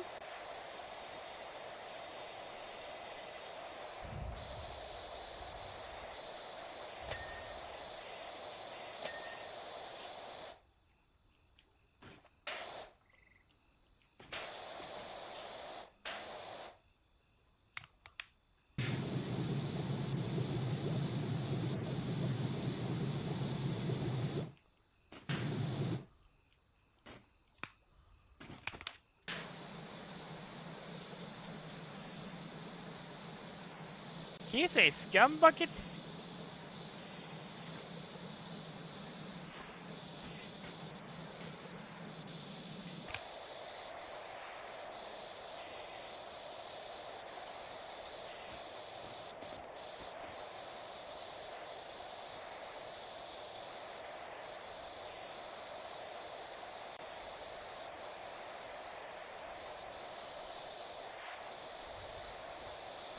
Oh god. Okay, even funny idea. So I mentioned the Simpsons ride, but I just think I have the funniest idea if they ever do replace it. They replace it with a Family Guy ride. The whole ride would just be a bunch of cutaway gags, like, oh, it's just like the time I was waiting in line for the Simpsons. Oh, this is worse than the time Quagmire killed the Simpsons. Ay, caramba! Mom and Dad are dead!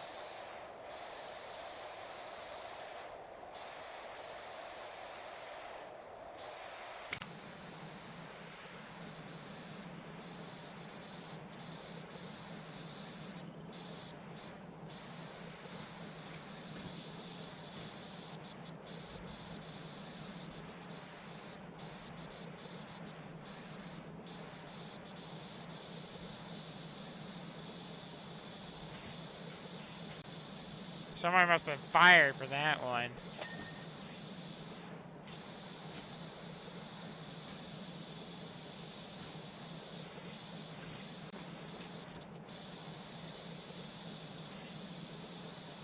The only thing I remember was a scene from this was like kind of like the only thing I kind of know Simpsons like the actress who played the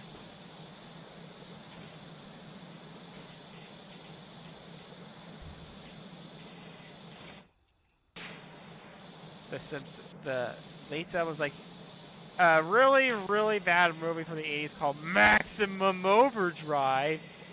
Okay, so Stephen King wanted to direct a movie. Yes,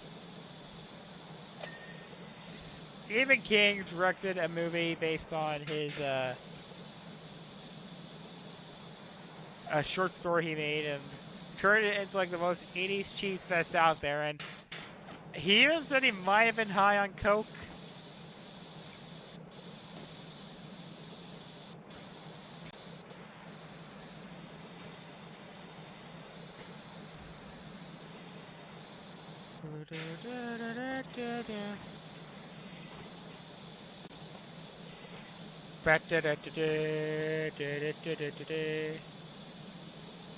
Yeah.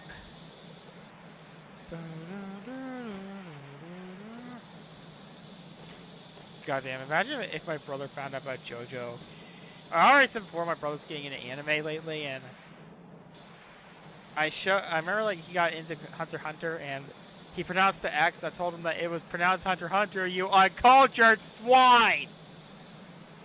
Oh yeah, also, Silent Hill came back, and to my shock, it's gotten very high praise. Like, I was kind of skeptical because people were kind of worried about the developer, because I know Bloober Team is a very controversial studio, do like one of their games, like what not great portrayal of mental illness.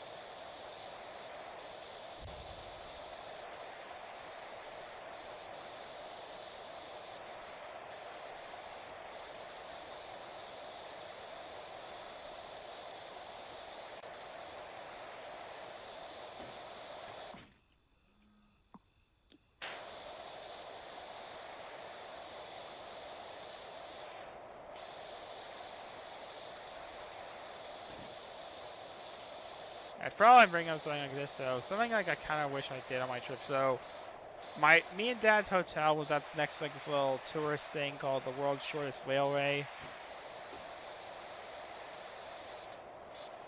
I never rode it. Like it was like a little thing, and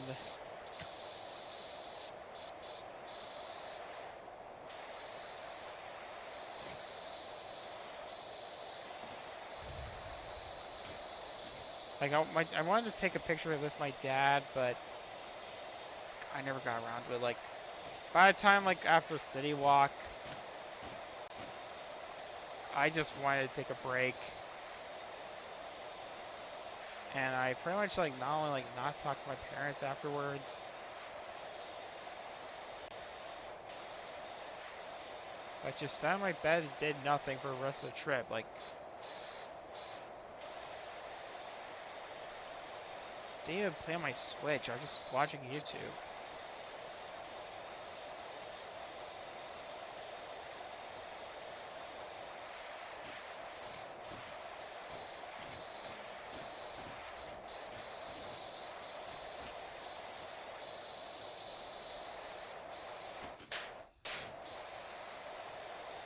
Oh yeah, I should probably bring up like a more sadder,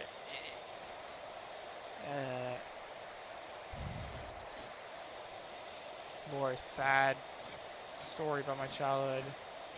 One night, I don't even know what I was doing, but my dad, like maybe I was like trying to just talk to my parents, like help me get some sleep. I was like a kindergartner. I had some motorcycle from Power Rangers Dino Thunder, and my dad was there, and he looked at me and he told me to give me the motorcycle. And what he did, he threw it on the ground and it broke the kickstand of it.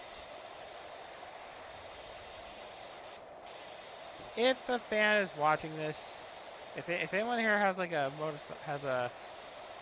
it was like the Raptor cycle. I looked up the name of it. If anyone has like primarily the red one, because the Red Ranger I was always a fan. Red Ranger was also always my favorite because red is my favorite color.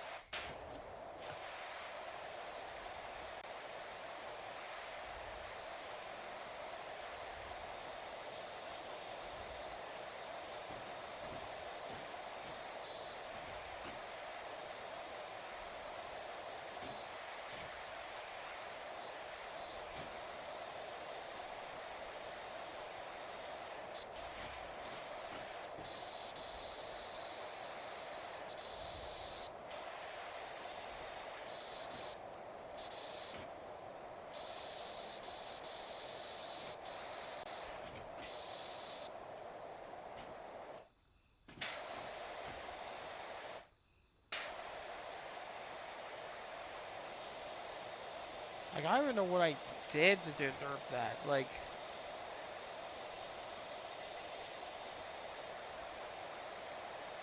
I might set up a P.O. box in the future where you guys donate me things. If anyone has like one of those that's willing to be part with, let me know in the comment. Feel free to send one to me. I was good. It's good. They take a job seriously.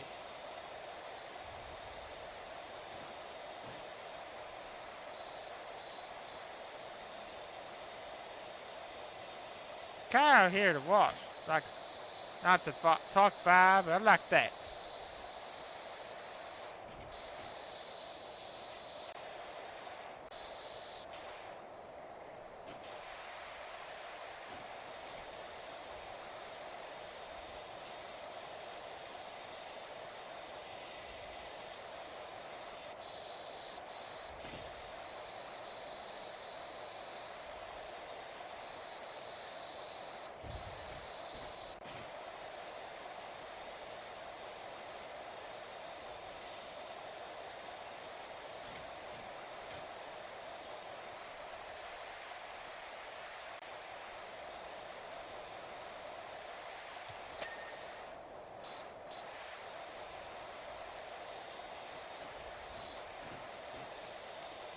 Also, anyone know about the movie Piece by Piece? Okay, yeah, there's a movie called Piece by Piece. It's apparently like a biopic about the guy who wrote Get Lucky and Happy. But the whole shit, it's all in Lego!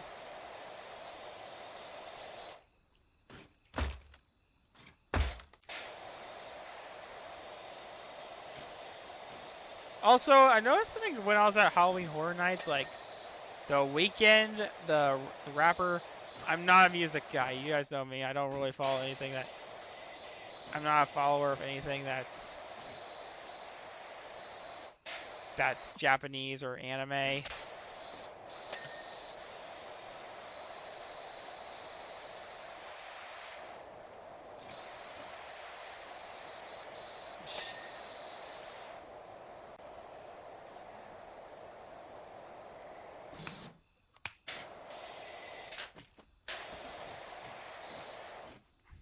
Huega. Goddamn, I'm trying to think of something.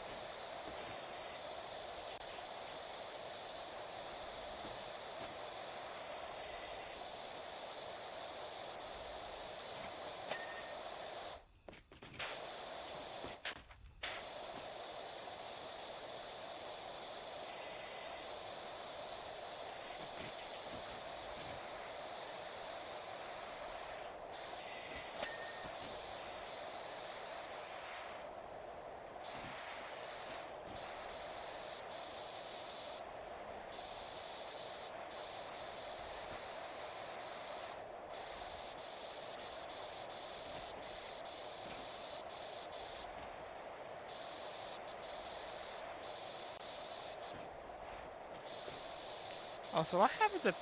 Does anyone remember pink sauce? Okay, there's like this weird lady that made some sauce called pink sauce.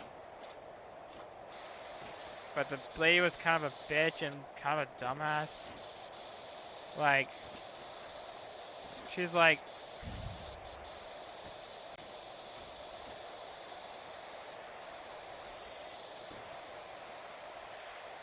Why does it mean FDA approved? She thought the F in FDA meant pharmaceutical, even though I'm pharma school is spelled with PH. And I come from a state that has shit education. And I was not dumb enough to know that.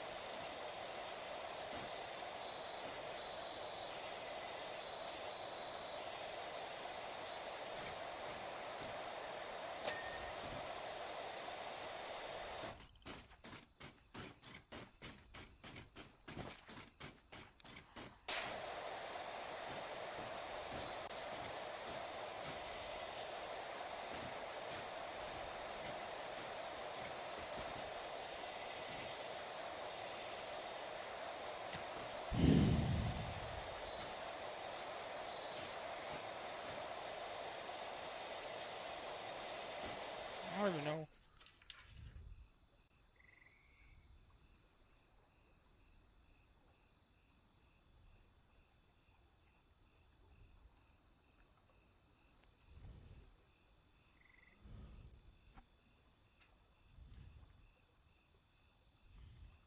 California girls.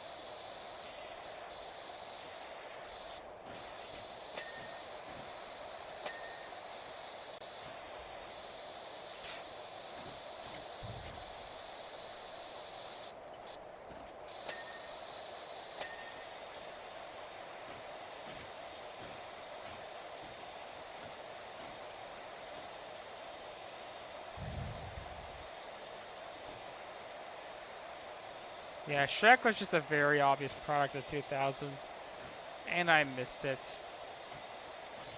Anyone else miss that? Shrek was an obvious product of the 2000s.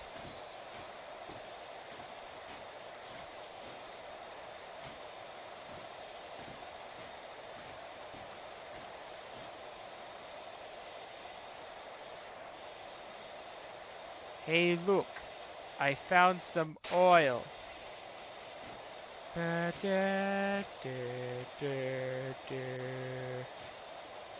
America! Okay, okay, the guy that made Skibidi Toilet, yes, cringe. He made a video where that has an actual punchline, basically poking fun of the U.S. military, where look at this third world country. Ba ba ba ba ba. America.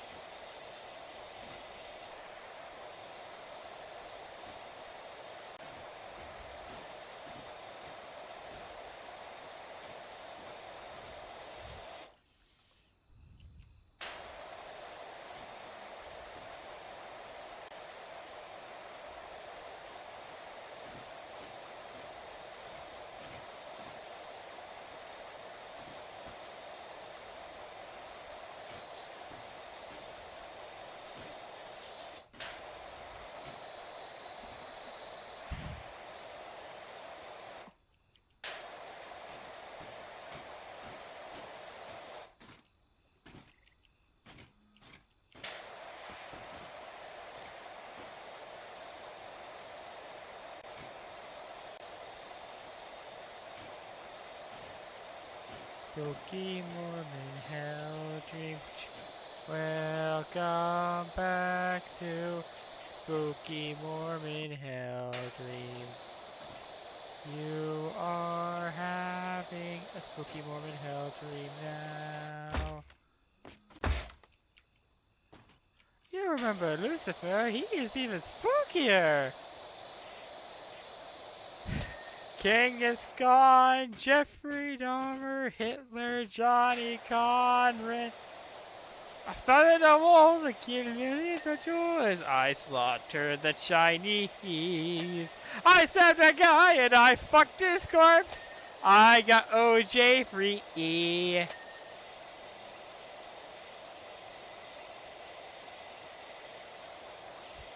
Yeah, I remember like Norm Macdonald was like a guy who used to be on SNL, also be like the Wicked Update. He would constantly poke fun at the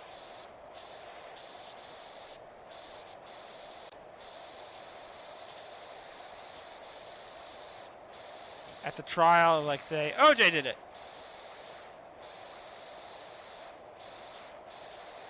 You know, it's also the. You remember, if you don't remember, OJ died earlier this year.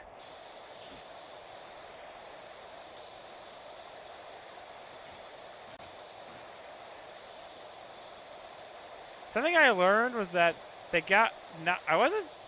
My biggest takeaway wasn't the fact that one of the most infamous people in the '90s died. It was the fact that one of his lawyers was the Kardashians' dad, and honestly, that actually makes sense.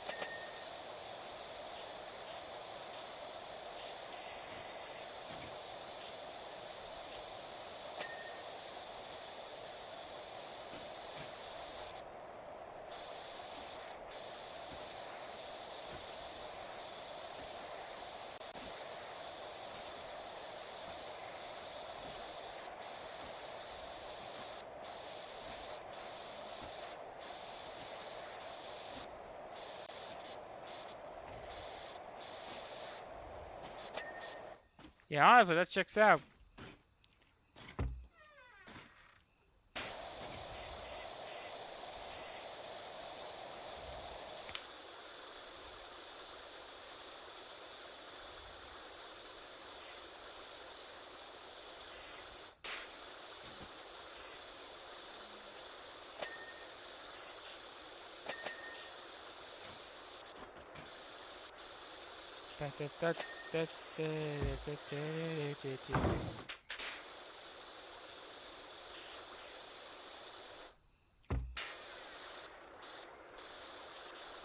Okay, a confession. I've never seen The Princess Bride. All I know...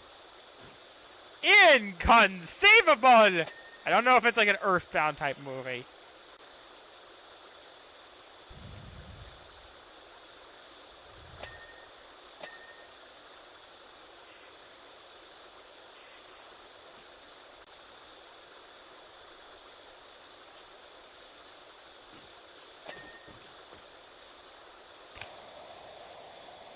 Shrek.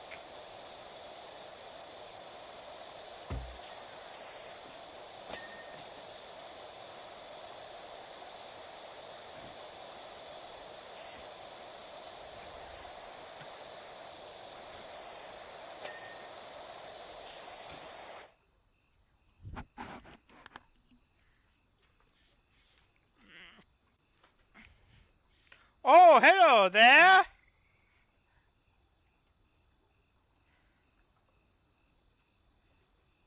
Yeah, once I clean the inside of this house, I'll probably go to bed and end the stream.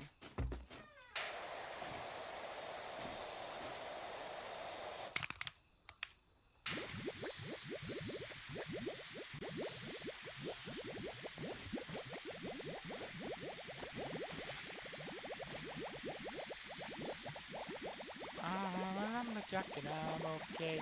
I sleep all night. I work all day. I'm a lumberjack and I don't know if that's transphobic nowadays, but I think the funniest part of the whole song was like how they're like, "Sir, I'd like to run to the fans. I have some of my close friends did it, and only 12 of them are transvestites." And how like there's like one girl that was like crying, but she wasn't sad because of, you know, being uncomfortable. No, she thought the guy was a butch lesbian, like basically a more masculine kind.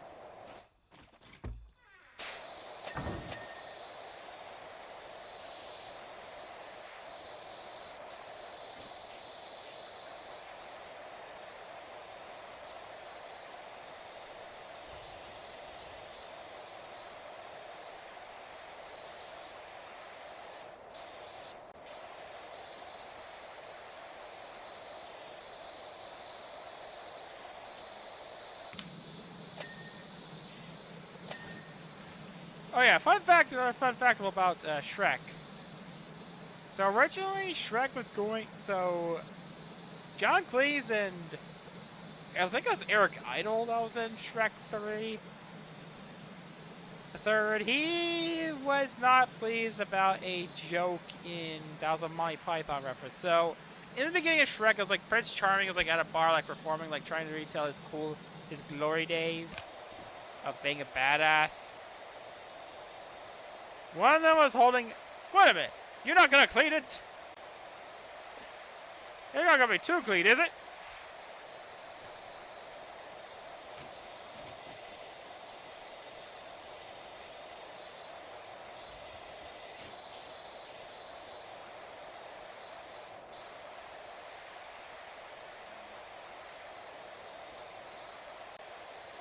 I mean, Shrek gets suspicious if it's clean.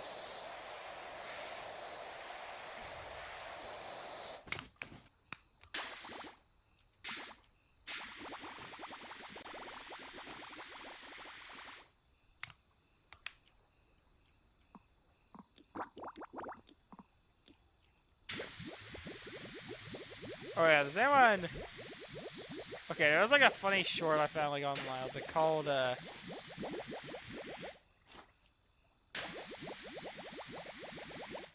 "Bring Me the Head of Charlie Brown."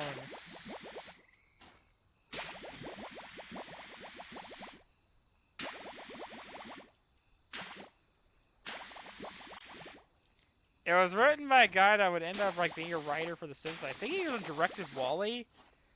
It was basically a dark and edgy parody of Charlie Brown based on some Mexican filmmaker.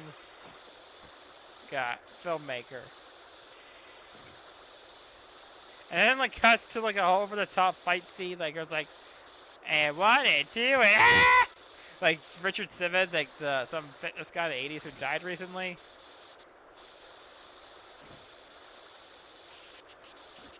Like some people called it Newgrounds before Newgrounds, and of course before Newgrounds was ruled by Friday Night Funkin'. And yes, I will never stop making fun of that game. I almost killed myself because of the game's fan base. Like again,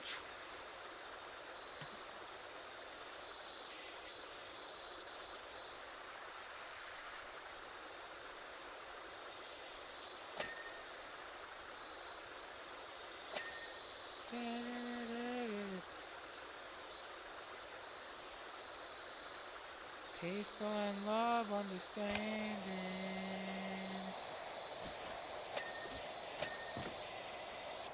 Oh yeah, right. So yeah, honestly, so I'm sure everybody saw the new episode of Amazing Digital Circus. I think my favorite part was like something that was like only in the Polish dub. So there's like a scene where when Kane greets everyone who got back from their adventure, Kane's like, "What are you doing, my milkmaids? Like my milky milkmaids?" And Jax, who was less featured in the episode, was like, "Never say that again."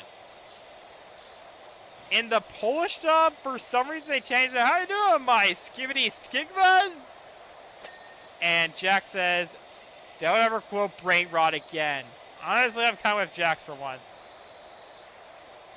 I feel like people can't handle anti-heroes anymore these days. Like, for some reason, people like really hated Jax. Like the creator, Gooseworks explicitly said that Jax was not this ooh nice boy, nice boy, ooh. No, he was explicitly made to be an asshole. Oh right, I kind of realized something. Of course, I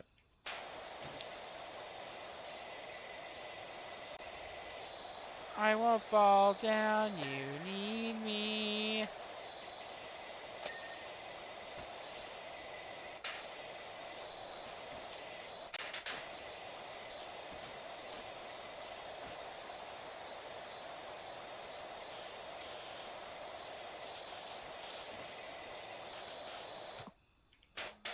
To escape my lonely heart.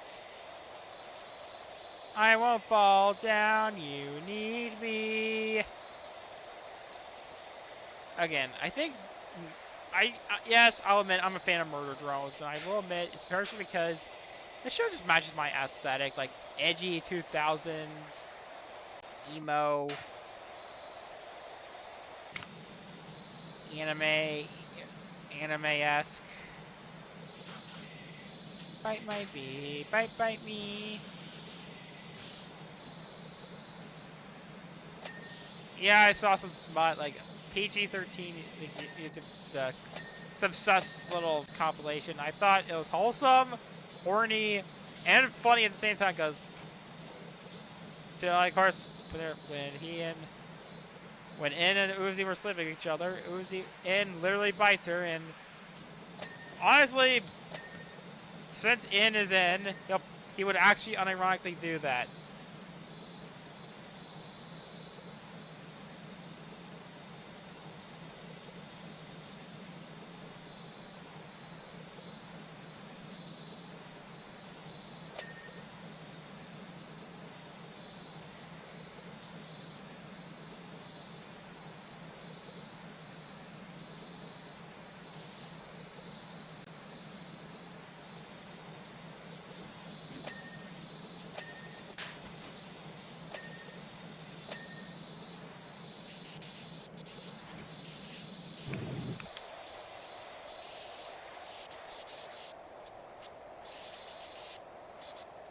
Oh yeah, I remember like also watching on my way to California. We're actually listening to Inside Out too, and I remember like Bloopy, like this parody of Blue's Clues and Dora the Explorer type shows, and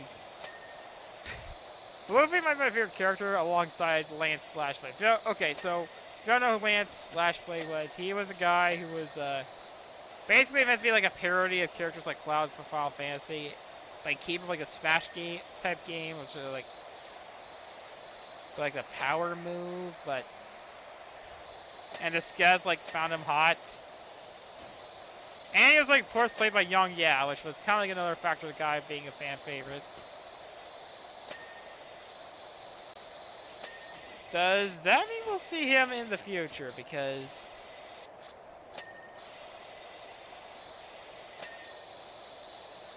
like a world based on Inside Out is Kingdom Hearts, like, cause that would be interesting.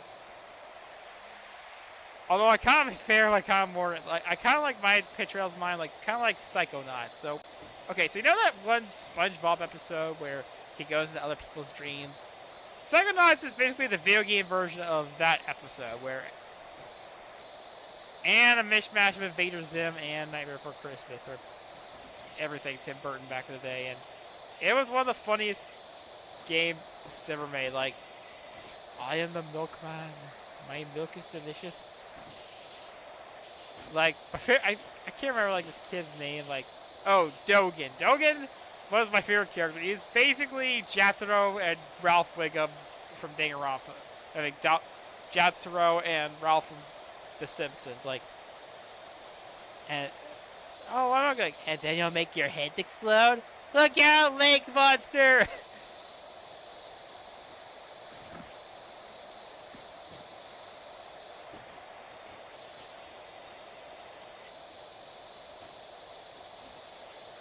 eh, eh, eh, eh, eh, eh.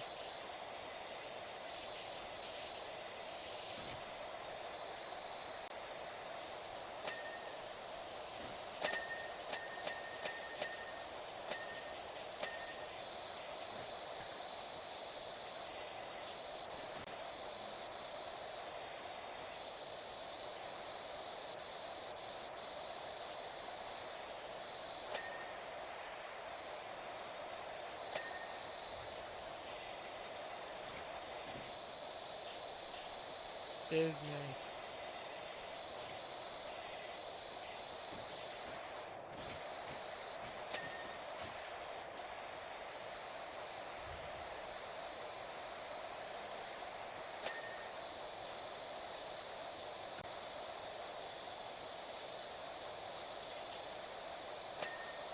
Oh yeah, I think my dad kind of knew Brandon Rogers. Like, okay, so at LA Con Con, Brandon Rogers was apparently there, although I never saw him. But I know the guy's a local in LA. I don't know if my dad like actually knew who he was or just trying to be funny or something, but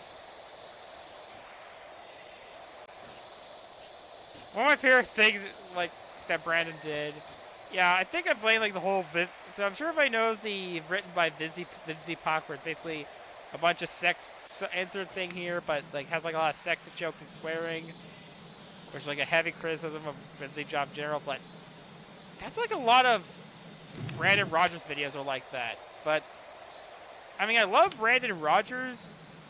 The guy is hilarious. They sell dildos to kids. Try me, bitch. Put that candy up. I'm not hooking you up all that meth. Try me, bitch.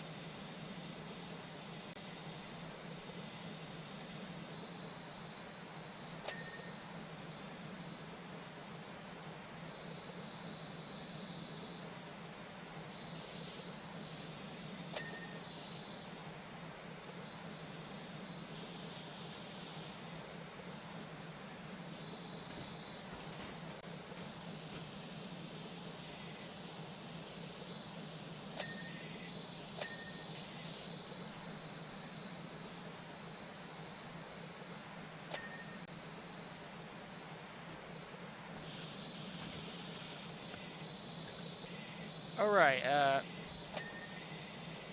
if anyone's wondering what's gonna be next for next LP, well, I already helped tell you guys some hints like on the LPs I'm gonna do, but for the last Let's Play of the year, I'll give you guys a hint.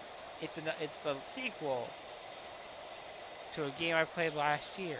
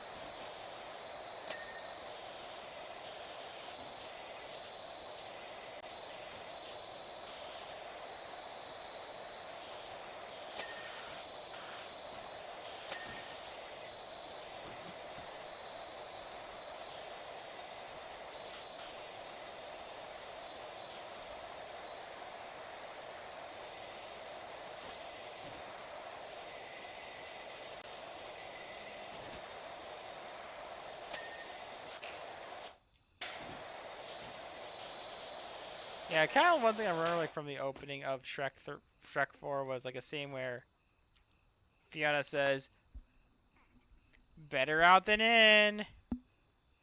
Yeah, that was like a cute little house callback to the first film. If you don't remember, that basically, of course, we all know Shrek's iconic "Better out than in," and yeah, I kind of like that callback. And another funny little gag, although it's like a ha ha funny gag, but a gag I still found kind of funny.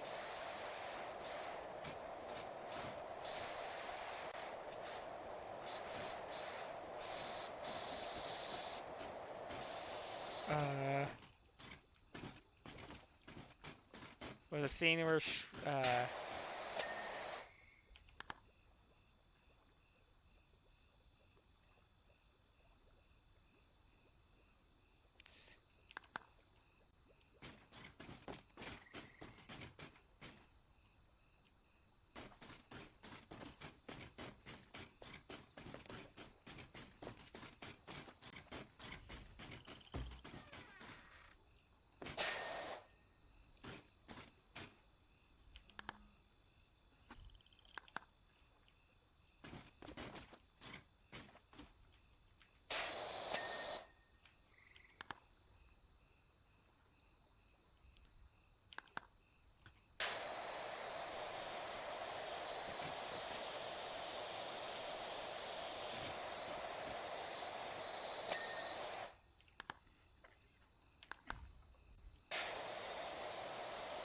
Is Among Us canon?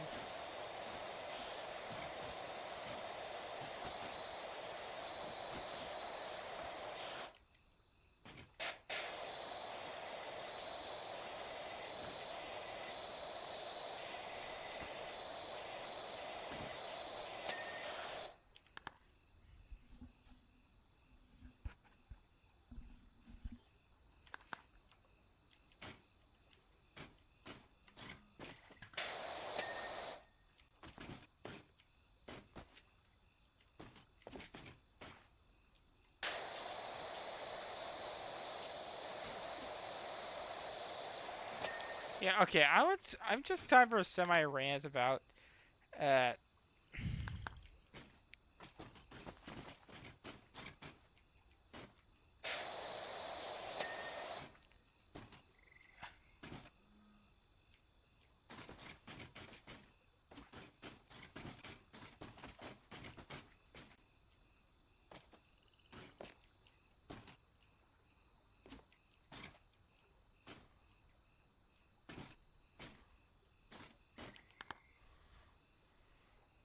if that demon angel and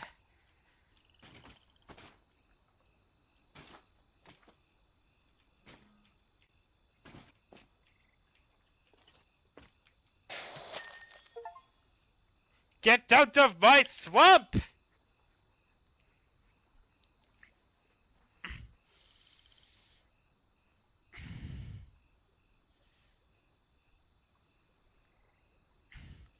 Watch that!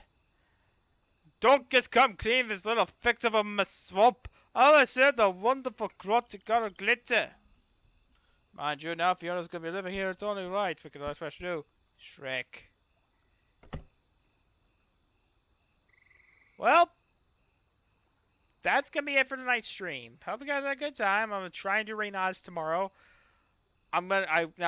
Okay, so originally I was gonna do a stream of the whole game, but due to the horror mixed very mixed reception of the game, I'm not gonna be doing a full let's play, but rather just do the world ends a few stuff just to give, say, one last goodbye to that franchise before Square never touches it again.